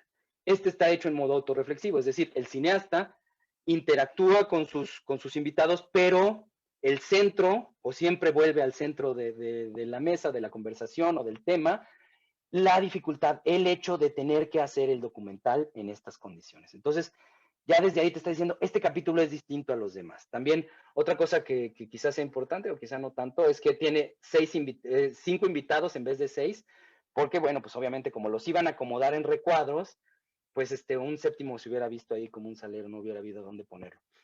Y otra cosa importante es que esto está postproducido, ¿no? Si ves esta pantalla, que es la pantalla de la conversación general que tiene este muchacho con sus invitados, está postproducido. Si tú ves, en algún momento la cámara panea y ve una conversación real, que es la que estoy mostrando aquí del lado derecho, una conversación real, una videoconferencia real, y si se fijan la pantalla es bastante distinta, ¿no? Tiene los nombres, tiene el cuadrito de quien está hablando, tiene un espacio entre uno y otro. O sea, hay un afán por mostrar esta estética, ¿no? Evidentemente, la imagen viene de las webcams de una computadora que tienen enfrente. Eso se ve por la compresión. En esta imagen en full screen, pues se ve con toda claridad, pero es muy posible, y yo lo hubiera hecho así si yo hubiera producido esta película, pues está grabada aparte, ¿no? En otro programa al mismo tiempo que se hace la videoconferencia. Otra cosa importante a resaltar, pues es que desde el principio, pues empiezas a ver otras tomas del anfitrión, ¿no? No solo la de la webcam, sino también otras angulaciones, otras cámaras. Y en algún momento se aprovecha un chiste de uno de los participantes que dice, ay, qué padre que me mandaron unas cámaras porque justo las necesitaba. Y a partir de ese momento empiezas a ver otras tomas de los participantes. Incluso a cuadro se ve la cámara, se ve que son unos iPhones, o bueno, unos teléfonos celulares. Dicen ellos iPhone, así que supongo que sí lo son. Y esto es muy relevante porque tenían las condiciones físicas, materiales, para no usar la estética de los recuadros, para hacer una conversación que se viera a distancia, pero sin los recuadros, pero deciden que el centro de la estética o la pantalla principal en la que veamos la conversación que se tiene, sea a través de esta estética de recuadros, esta estética que imita las videoconferencias tipo Zoom. Y las otras cámaras nunca aparecen, aparece material de archivo en los recuadros, pero nunca aparecen las otras cámaras. También eso respetan, ¿no? Siempre es la webcam la que aparece ahí. Otra cosa que también me pareció muy interesante, creo que ya me estoy pasando mucho del tiempo, es que todos tenían un micrófono, incluso en algún momento de los créditos finales, pasan la escena en la que les dijeron cómo conectar el micrófono y cómo poner las cámaras, ¿no? Y el audio se oye muy bien, a diferencia de las videoconferencias que suelen oírse, pues con un rango dinámico bastante limitado, así como con un poquito de eco.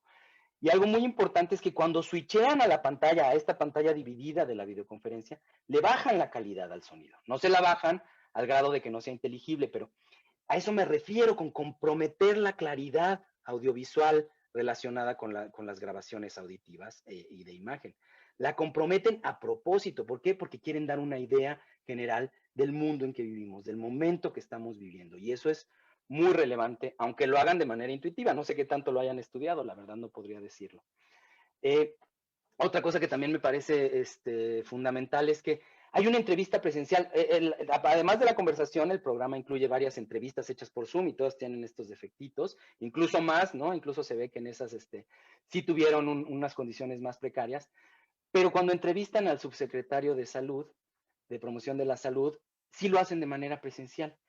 Y no aclaran por qué, incluso no traen cubrebocas en la entrevista. Y es raro que no aclaren por qué, porque justo ese es el tema del programa, ¿no? Incluso ves al subsecretario poniéndose ahí, lo que trae en la mano es su micrófono, él solito se lo está poniendo, pero la imagen sí está degradada, ¿no? Si hacen esta estética de recuadros, lo cual, bueno, puede tomarse como normal, pero la estética sí está degradada. Si la comparamos con aquí en la esquina, del lado inferior derecho, tengo un recuadro de otro de los programas, de otro de los episodios.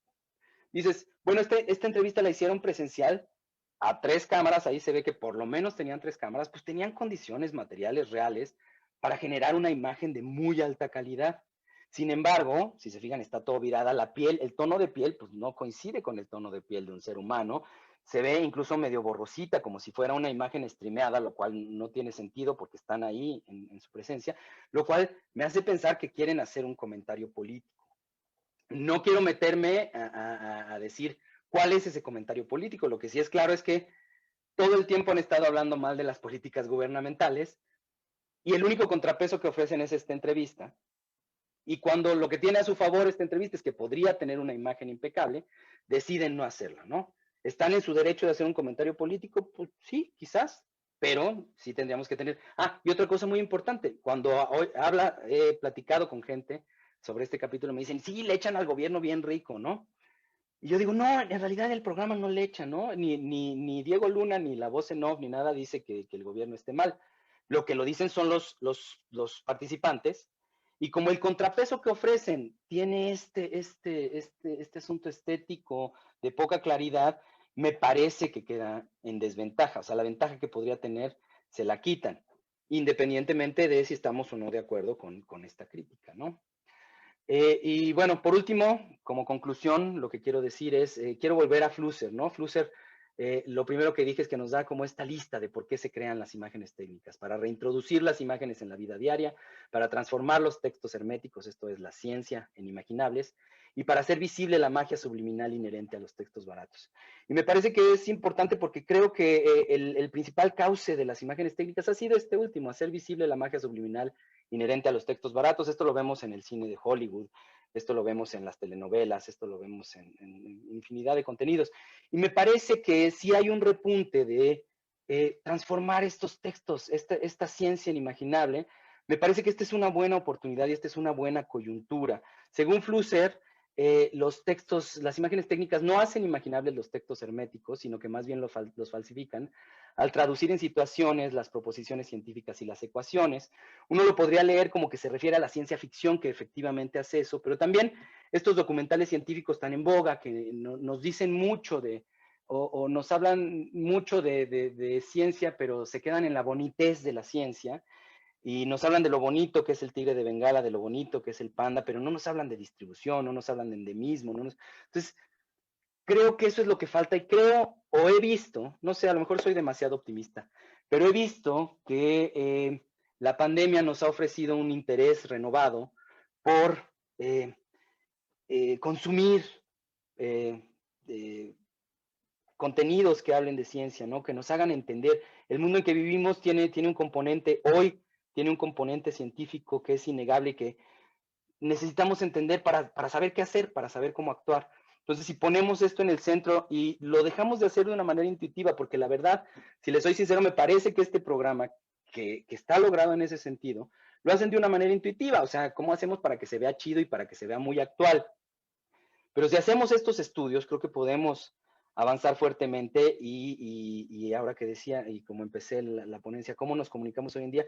Pues comuniquémonos con las imágenes que hay hoy en día, ¿no? Con la coyuntura, y estudiémoslas, analicémoslas y usémoslas para entender, para ofrecerle a nuestro público una manera de entender al mundo, pero también para entenderlo nosotros, ¿no? ¿De qué lado me pongo? Me pongo del lado de los productores, de los que generamos contenido. Me parece que eso es fundamental. Y ya voy a terminar porque creo que me pasé. Muchas gracias.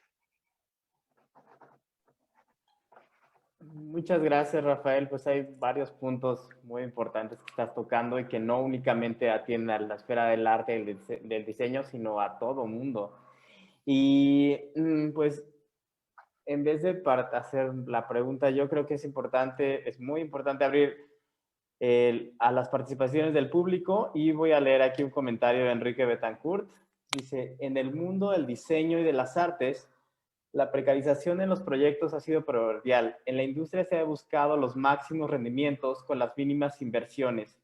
Tal vez esos modelos industriales siguen impactando en la producción y conceptualización y en una estética industrial. No sé si tengas algún comentario más sobre esto. Sí, fíjate que es algo que me comentan mucho. Cuando hablo de mi tema y de la precariedad, me hablan mucho de la precarización. Y sí es algo que yo sí tengo que ser muy honesto. Yo no estoy problematizando la precariedad, al contrario. Yo estoy problematizando el lenguaje, o yo estoy problematizando los marcadores audiovisuales, y pensando en la precariedad como un elemento expresivo que no necesariamente tiene que ver con una precariedad de los medios de producción.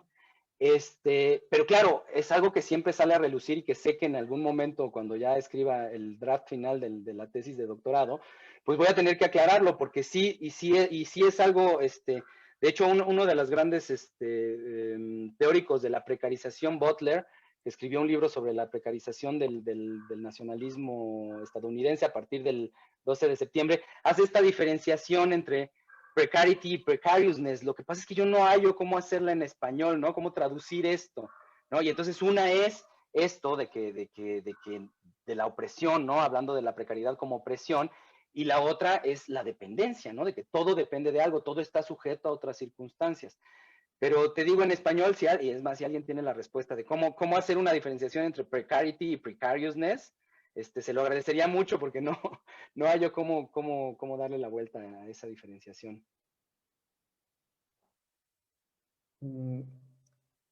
Aquí hay otra intervención de Jorge Santana. Dice, hay una analogía interesante con la etimología de precario, pues significa lo pedido urgentemente o a ruegos. Y justo a quien ruega o al más necesitado se supone que está justificado no darle todo lo que se pide. Ay. No sé qué decir. Sí, eso, insisto, eso sería el sentido más político y más hacia la problematización de la precariedad, ¿no? Yo no me estoy yendo por ahí, pero sí, me parece interesantísimo también estudiarlo. De hecho, hay un libro muy interesante que estoy empezando a leer que se llama La precariedad en los cines de Américas, es el título, o sea, de América, del continente americano. Es súper interesante y ojalá haya más gente que lo trabaje, ¿no? Pues justo aquí está Jorge Santana, quien hizo la intervención. Y además es mi compañero de tutorías. Perfecto. ¿Algo más que quieras abundar, Jorge? ¿Sobre lo que quieras abundar a partir de esto? ¿O? No, bueno, una mención ya para no comerme el tiempo. La verdad es que está más que interesante todo lo dicho en esta mesa. Y bueno, me gustan mucho las conexiones semánticas y lingüísticas, ¿no? O sea, ese prayer en inglés viene también de ese latín, de ese indoeuropeo de pedir las cosas a ruego, ¿no? Parecería que el pre es algo que está antes, pero es una etimología rara. Como yo también me meto un poco ahí con todos estos autores, lo que se pide en demasía se contesta de a poco, ¿no? Es como alguien que te agradece todo, que te quiere atosigar, ¿no? Y tú contestas precario, ¿no? O sea, me parece interesante porque la palabra precario en sí tiene dos partículas, ¿no? Al que pide y al que da de cierto modo, ¿no? Era simplemente una mención, ya habrá más tiempo para entrar muy en forma a compartir las ideas y pues muchas gracias nada más y felicidades a todo el mundo aquí que está súper interesante y los dejo continuar. Gracias, Jorge. No, muchas gracias, Jorge, por la intervención. Pues justo de esto se trata un simposio, que haya estas otras voces que empiezan a generarnos como lecturas oblicuas, ¿no? Y creo que a esto se enfrenta mucho, Rafael, por el lugar donde estás, porque hay artistas y diseñadores que estamos solamente de esta parte y es una cosa con la que se vive todo el tiempo, ¿no? Y que dices tanto sobre esto último, quisiera mencionar, ¿no? Porque antes del mundo de COVID, veíamos los simposios y los carteles y los recintos donde se hacía y todos nos presentábamos como en nuestras mejores galas, ¿no? Y de pronto ves el cartel, incluso en exposiciones como la de Modigliani, que perfectas, y de pronto toda esa escenificación pues desaparece y ya estás en la casa del investigador o del curador y hay como una suerte de extrañeza en esta estética precaria, como tú lo estás mencionando.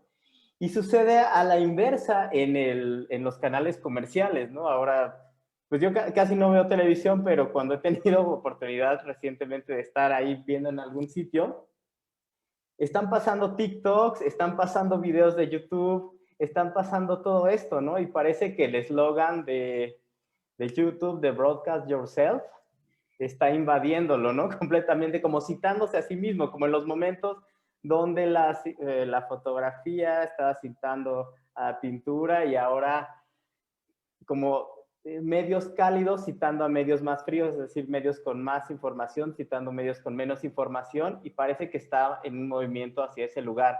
Y a mí me interesa mucho saber, conocemos esta parte teórica, que ya nos has presentado, pero si hay algún ejercicio visual, audiovisual que estés trabajando a partir de esto o no, no existe. Y justo estoy tratando de evitarlo, fíjate. Justo ahorita estoy trabajando en un proyecto que se planeó desde antes de la pandemia, que se nos atravesó la pandemia y no lo habíamos podido hacer. Y es muy difícil evitarlo. Eso es lo que hay que decir. Evitar el tema de la pandemia hoy en día, cuando haces documental, hablas con la gente y todo el mundo te saca lo de la pandemia. Y por otra parte, hay una precarización también de las condiciones de producción que no te permiten de pronto ir a tantos lugares.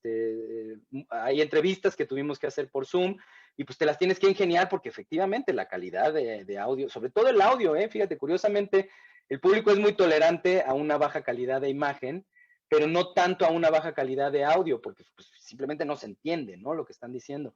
Entonces, sí lo estoy tratando de evitar, y justo cuando empecé también a plantearme este tema de la estética precaria, ya no tanto del confinamiento, hice un documentalito, un mini documental, tratando de evitarlo, ¿no? Tratando de ver, justo me estaba poniendo a prueba, porque mi tesis central del documental es que la estética precaria es un elemento inherente al documental a diferencia de la ficción. Y uno de los primeros ejercicios que hice fue, bueno, voy a tratar de hacer un documental que no tenga nada de estética precaria. A ver si puedo, ¿no? Y bueno, según yo sí lo hice, pues no sé dónde no lo tengo en la red como para mostrárselos, me encantaría. Se ganó un premio ahora en el Festival Pantalla de Cristal que fue hace una semana. No sé qué más decirles. Me gustaría tener un link que darles y que lo pudieran ver. Y bueno, el que estoy trabajando va a estar listo hasta marzo. No me siento con libertad de hablar mucho del tema porque pues siempre hay que dejar algo a la imaginación. Bueno, no es bueno hablar mucho de tus proyectos hasta que no salgan porque no sabes qué partes sí, qué partes no valgan la pena decir. No lo hemos editado, lo acabamos de terminar de filmar, pero supongo que va a ser un proyecto que va a tener que va a tener bastante difusión, entonces pues ya lo verán.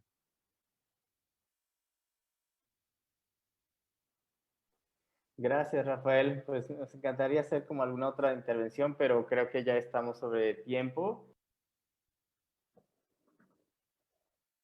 Felicidades por el premio y pues pasemos a la participación de Ismael Vargas Rojas, de quien leo la semblanza. Ismael Vargas Rojas, originario de la Ciudad de México, donde actualmente radica y estudia. Es licenciado en Diseño y Comunicación Visual por la Facultad de Artes y Diseño de la UNAM. Realiza sus estudios de maestría en Artes Visuales con orientación en Diseño y Comunicación Visual, investigando la relación entre el diseño y la sustentabilidad a partir de una revisión teórica que atisba estrategias y herramientas que se pueden implementar en la práctica del diseño gráfico. Ha sido colaborador en diversas editoriales como Castillo, Trella, Santana, EDB, ECA Editores y Sistema 1. En despachos de diseño editorial, colaboró con Mireles Diseño, ABC Diseño y Maguncia Diseño. Fue coordinador del área de redes sociales del Sistema de Radio y Televisión del Gobierno del Distrito Federal y diseñador de información para la Unidad de Operación Regional Contraloría Social de la Secretaría de la Función Pública. Fue profesor en la licenciatura de Diseño y Creatividad Visual de la Universidad del Desarrollo Empresarial y Pedagógico, Universidad del Valle. Imparte las asignaturas Diseño Editorial, Proyectos de Empresas de Diseño y Creatividad, Aspectos Legales para el Diseño, Globalización y Sociedad del Conocimiento de Historia del Arte Antiguo. Actualmente estudia el doctorado en Artes y Diseño con orientación en Diseño y Comunicación Visual en el posgrado de la FAD UNAM. Pues muchas gracias, Ismael, por estar aquí. Adelante. Hola, compañeros. Muchas gracias. Bueno, antes que nada, me gustaría que me auxiliaran a saber cómo puedo compartir pantalla en Zoom, porque he estado participando, pero a través de Meet. Entonces, en Zoom me es nuevo compartir pantalla. Ismael, bueno, hay un botón que dice compartir pantalla en color verde. Ok. Y entonces ahí decides en dónde. Vale. Y eso igual que el Meet, por ejemplo. O sea, seleccionas Perfecto. esto. Ok. Súper, muchas gracias. Ya. Ok. Vale, Ya se ve. perfecto. Bueno, pues antes que nada, quiero agradecer al coordinador de este evento y a la facultad por realizar este interesante simposio. Y pues mi ponencia trata sobre la investigación en diseño a nivel doctoral, y en relación al tema que convocaba el simposio, a mí me surgió esta necesidad de hablar sobre las líneas de investigación pospandémicas, pero a partir de justamente este contexto, ¿no? Que surgen métodos de investigación que nos van a ayudar a trabajar en estas condiciones. Pero antes que nada, me gustaría hablar más sobre la investigación en diseño a nivel doctoral y por qué es el tema que estoy abordando en el doctorado. Y en este sentido, pues esta plática o este compartir trataría de explorar cómo la investigación en diseño a nivel doctoral favorece la comprensión de fenómenos como el exceso de información visual o la desinformación en contextos adversos. Como expliqué, la investigación en diseño a nivel doctoral delimita mucho la postura y el punto de partida con el cual voy a abordar el tema. El límite que presenta esta ponencia pues es como una exploración, es una revisión documental que se aborda de manera inductiva y no exhaustiva. Entonces, más que ofrecer respuestas, lo que pretendo es despertar algunas inquietudes y como algunos miramientos o ver algunos horizontes que va a tener la investigación en diseño y que justamente en este contexto en el que estamos se van a agudizar, ¿no? Y de esta manera, pues, ofrecer algunos indicios de lo que se podría venir o de lo que se podría pasar en cuanto a temas de investigación o específicamente líneas de investigación que se pueden generar dentro del ámbito académico en cuanto al diseño. También puede ser a las artes, pero en mi expertise es el diseño, y específicamente dentro del ámbito académico, ¿no? Por eso es la importancia de acotar el tema a decir a qué nivel estoy hablando de investigación. Entonces, todo esto tiene una historia, ¿no? En la investigación en diseño, yo la pude, bueno, surgió a partir de una necesidad profesional y una necesidad personal, una necesidad académica de mejorar, ¿no? Y empecé a notar que esta necesidad la iba identificando ya muy palpable en diferentes aspectos de mi realidad. En este sentido, podemos observar la investigación en diseño, por ejemplo, en consultoras y agencias. Tal es el caso de Simo e Insitum, que son empresas que están en México y que realizan un tipo de investigación en diseño. Están las universidades y centros de investigación, como es el caso de las universidades, o en este caso el posgrado en artes y diseño, o centros de investigación como el CENIDIAP. Lo podemos ver en museos y órganos públicos, como en el Museo Universitario de Arte Contemporáneo, o lo que era el Laboratorio de la Ciudad de México. Y ya cuando pensé que ya era importante abordar la investigación en diseño fue cuando en el ámbito profesional, una empresa como es Sistema 1, que es una editorial que pertenece a Grupo Prisa, me solicitó realizar una investigación en tendencias editoriales. Entonces, esto llamó mucho mi atención porque me pareció que ya había una necesidad de abordar la investigación en diseño como una manifestación que se hace palpable en este momento, ¿no? Así, un momento.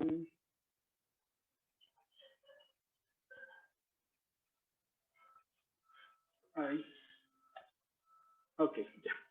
Entonces, cuando empiezo a abordar este tema en el doctorado, empiezo a buscar primero una definición y empiezo a darme cuenta que hay una variedad de definiciones que hablan sobre diferentes modos de abordar la investigación, ¿no? Desde Freiling en 1993 hasta Roger and Gee en 2014 hablan sobre esta variedad de definiciones que tenemos y que nos permiten entender la investigación no de un modo, sino de muchos, ya sea a partir de objetos, de personas, de procesos, de métodos, de cuestiones epistémicas, de cuestiones ontológicas. Entonces, creo que esta variedad de definiciones nos abren un abanico sobre posibilidades que podemos entender la investigación en diseño y en la cual a mí solo me interesa la que se realiza en el ámbito académico, ¿no? Tan es así que tuve que empezar a hacer mi construcción de investigación en diseño, la cual, explico, es una actividad que busca explicar las relaciones y consecuencias de los elementos que conforman la realidad o circunstancias de la disciplina, así como sus contradicciones, problemas, representaciones o enunciaciones como un todo organizado mediante un proceso formal, sistematizado e intensivo. Esta es la definición que hago de investigación en diseño a nivel doctoral. Y cuando ya trato de acotar más un tema sobre algo específico, porque a nivel doctoral implica, pues empieza a manifestarse la investigación en todas estas áreas, ¿no? Por ejemplo, tenemos oferta académica que pueden ser posgrados, seminarios, cursos, líneas de investigación, ¿qué más? Especializaciones. En cuanto a apoyos a programas de investigación, pueden ser los PAPIT, los PAPIAM, los estímulos que ofrece el CONACYT, recursos presupuestales de los programas editoriales de la división del posgrado de la facultad. Cuando hablamos de publicación de resultados de investigación es otro mundo que puede evidenciar la manifestación de estas investigaciones en diseño, ¿no?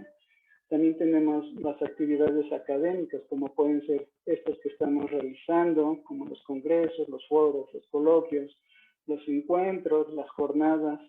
Y tenemos también las áreas administrativas, que son las que pueden organizar la gestión de esta investigación, ya sea en departamentos, divisiones, coordinaciones, grupos de investigación o áreas de investigación, ¿no? Y hay otra que también es muy importante, que es el capital humano, quienes son los que realizan esta investigación, que son pues, los profesores, los investigadores y los alumnos. Entonces, dentro de mi definición sobre investigación en diseño a nivel doctoral, para este tema en particular me voy a concentrar solo en la oferta académica. Así, cuando hablamos de investigación en diseño a nivel doctoral, específicamente me interesa hablar sobre líneas de investigación, porque de alguna manera, como esto fue una exploración, fue la observación que hice que fue documentar fue todo en línea, y de alguna manera, por ejemplo, podemos ver que estas líneas de investigación se materializan, por ejemplo, en la UAM, en el doctorado en Ciencias y Artes para el Diseño, en áreas de conocimiento, ¿no? Por ejemplo, en la UAM Xochimilco existen estas 6 áreas que tienen que ver con la investigación en diseño, en las cuales atienden pues diferentes problemáticas relacionadas a la disciplina en el contexto en el que se desarrolla, ¿no? Pero, por ejemplo, si vamos a la Royal College of Art en Reino Unido, tenemos que ahí tienen otro tipo de programas que tienen el mismo grado, pero que de alguna manera manifiestan su realidad, ¿no? O sus inquietudes, sus necesidades de una sociedad de su tipo. Entonces, pues distan mucho de las que podemos ver en la UAM, ¿no? Y así también las que tenemos en la UAM son distintas a las que están en la UNAM o las que están en Centro Diseño, o las que están en la Ibero o en las que están en el Tecnológico de Monterrey. Entonces, pues me llama la atención que estas líneas de investigación puedo entenderlas como respuestas a las inquietudes contemporáneas y a coyunturas de un mundo globalizado. Y bueno, con la pandemia se intensifican problemas que aquejan al ser humano, ¿no? En este punto y aparte, me gustaría rescatar como estos problemas que se han detectado durante la pandemia, que bien podrían servir o bien se podrían apropiar o se podrían abordar como líneas de investigación en el diseño, porque no son nuevas, pero de alguna manera, pues parece una oportunidad interesante en donde se podrían abordar, ¿no? Estas son, por ejemplo, poblaciones vulnerables en temas relacionados con derechos humanos y pobreza, o en perspectivas de género relacionados con la violencia y desigualdades que viven las mujeres, en temas de sustentabilidad y medio ambiente, las relaciones que se generan entre sociedad y naturaleza, siguen siendo temas que no son nuevos, pero que ahorita con la pandemia, bueno, en la actualidad con la pandemia, surge una necesidad de seguirlos abordando, de seguirlos tratando, y que justamente en el campo de la investigación y el diseño bien podrían ser acogidas como líneas de investigación.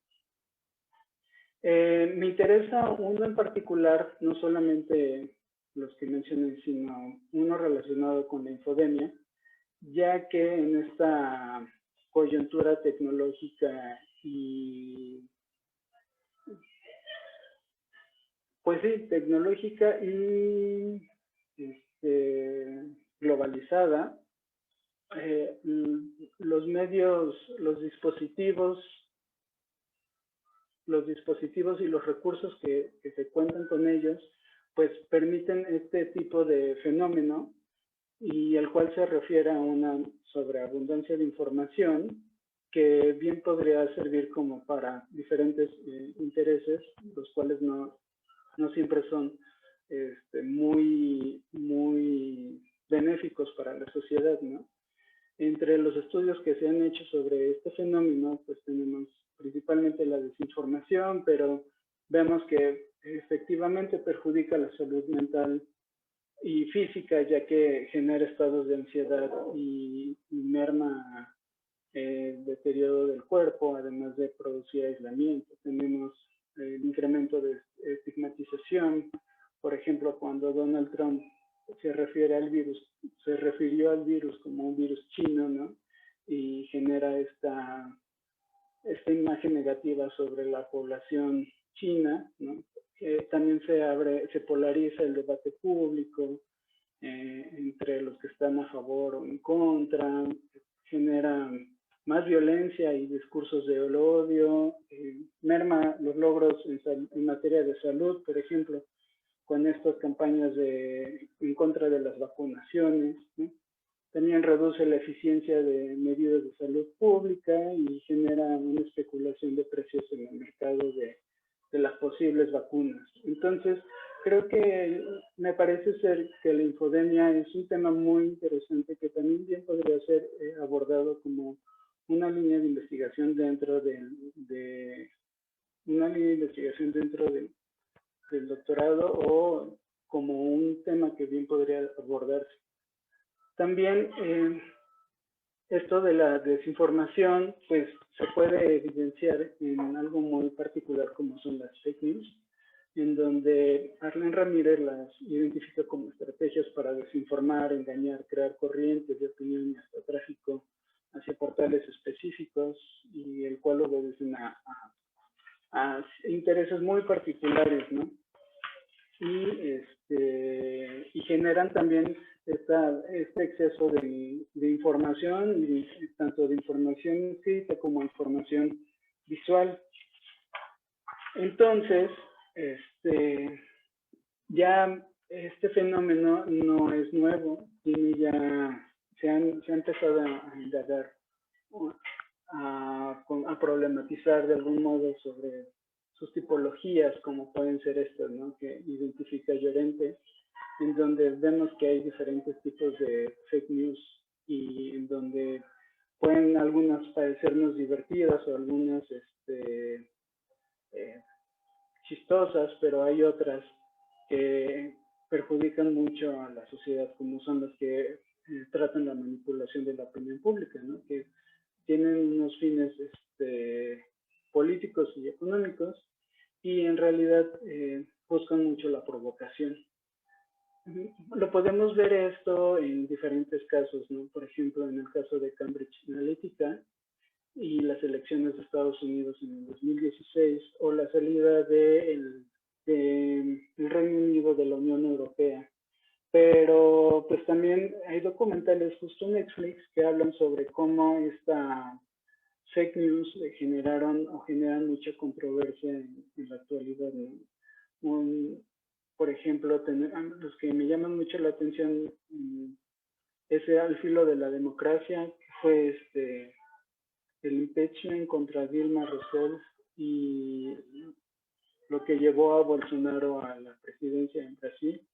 O también están las dos Cataluñas, que también tuvo que ver con ¿cómo se llama? Llamado a saber si la gente, la población en Cataluña estaba a favor de independizarse de España, ¿no? Pero bueno, es interesante cómo se está construyendo esta narrativa sobre las fake news y cómo es que la imagen juega un papel importante, la imagen audiovisual o la imagen bidimensional juega un papel importante en esta generación de sobreinformación, ¿no? Entonces, pues con la proliferación de mensajes audiovisuales, diseminadas plataformas digitales como Internet y redes sociales, yo propongo que justamente la investigación en diseño a nivel doctoral sea un medio por el cual se pueda discutir, se pueda abrir el diálogo, incentivar estudios que expliquen y contrarresten este combate a la desinformación, ¿no?, que pues, se pueda aportar desde la disciplina de estrategias o explicaciones o algunos recursos que puedo ofrecer, ¿no? Los posibles enfoques que propongo para este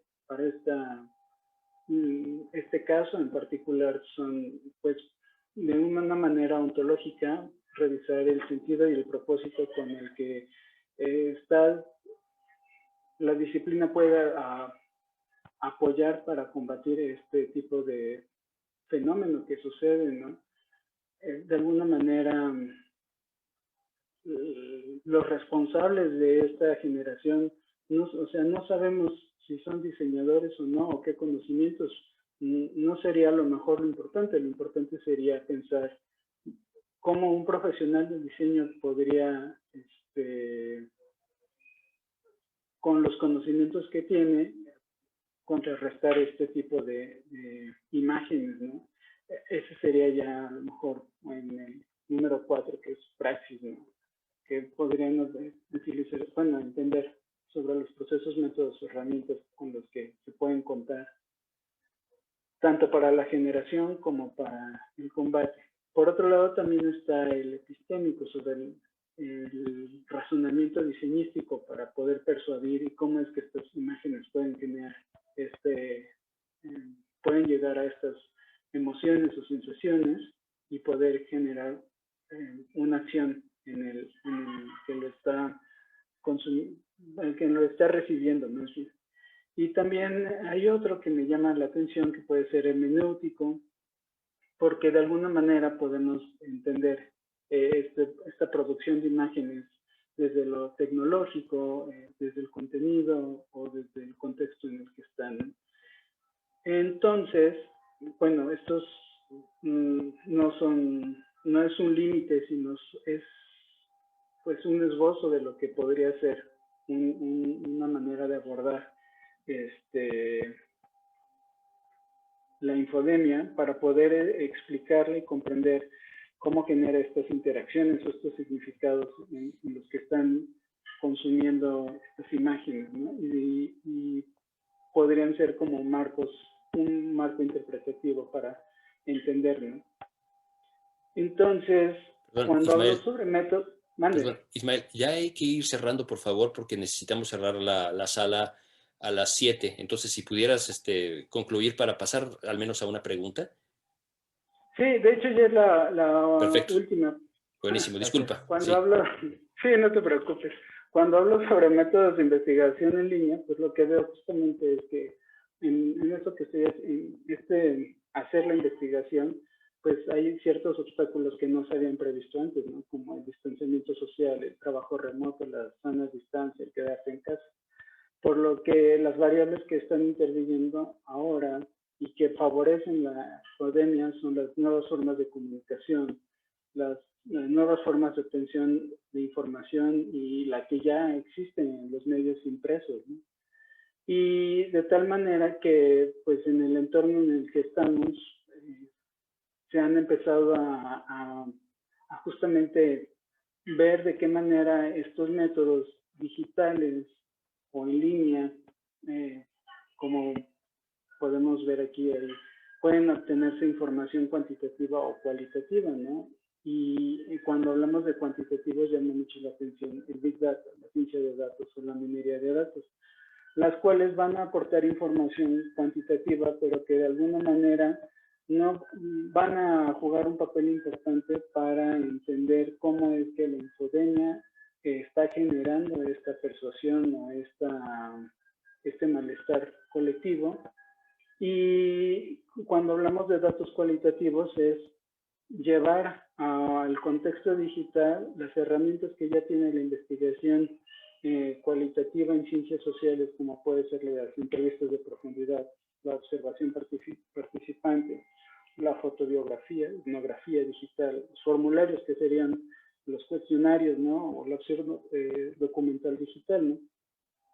Entonces, creo que aquí hay una oportunidad muy interesante que puede utilizarse en el diseño para poder realizar estas investigaciones. Y bueno, me gustaría solo recomendar un artículo, ¿sí?, como para finalizar, de María Elena Meneses Rocha, que se llama Grandes Datos, Grandes Desafíos para las Ciencias Sociales, que habla sobre esta perspectiva sobre el Big Data en cuestiones de investigación en ciencias sociales. Pero bueno, eso sería todo por mi parte y muchas gracias.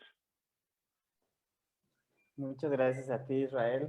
Gracias por poner este asunto sobre la mesa acerca de la infodemia, que sí es algo que a todos nos está consumiendo no solo la cabeza, sino todo el cuerpo, y que habrá que buscar otras vías para contrarrestar. No sé si hay alguna pregunta de parte del público. Darío, perdón, yo creo que ya no tenemos tiempo ¿Ya no? para preguntas. ¿Hasta ahí? Es que hay que entrar a la siguiente conversa de y acuerdo. entonces, si no, la gente está esperando allá, por eso era la premura.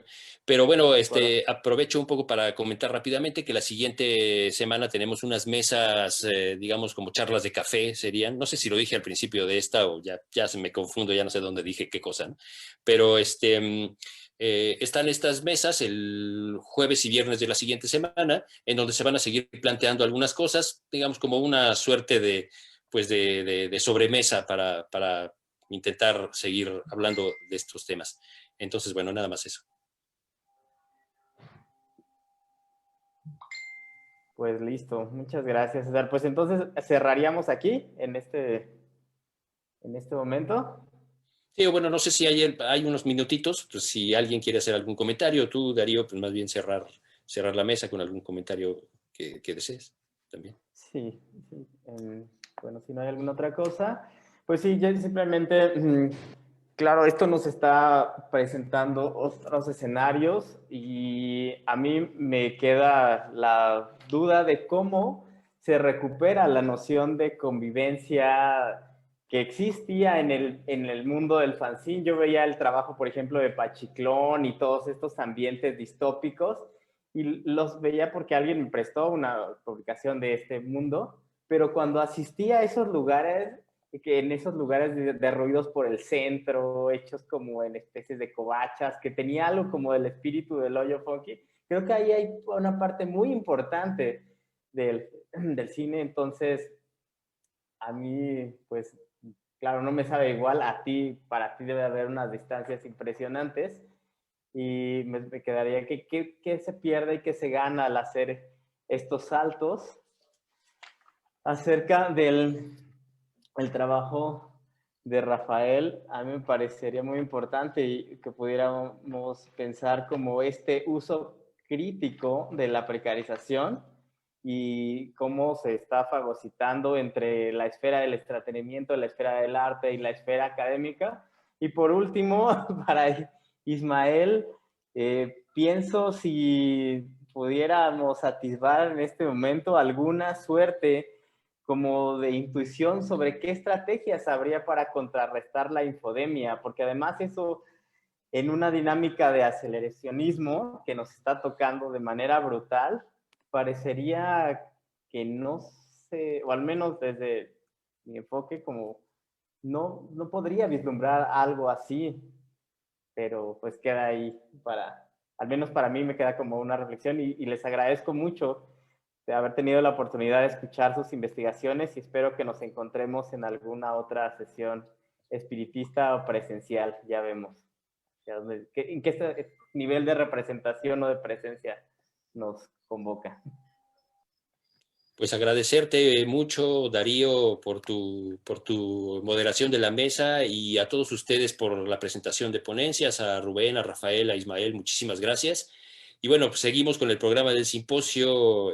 Ahora vamos a tener un taller cerrado porque necesitaba inscripción, y mañana continuamos en el último día. Entonces, por favor, acompáñanos y seguimos en contacto. La idea es continuar las conversaciones alrededor de los temas que nos interesan dentro del posgrado, y siendo un simposio también afuera del posgrado, ¿no? Porque ahora se presentaron trabajos de otras universidades y de otros lugares. Entonces, bueno, pues ahí estamos en contacto.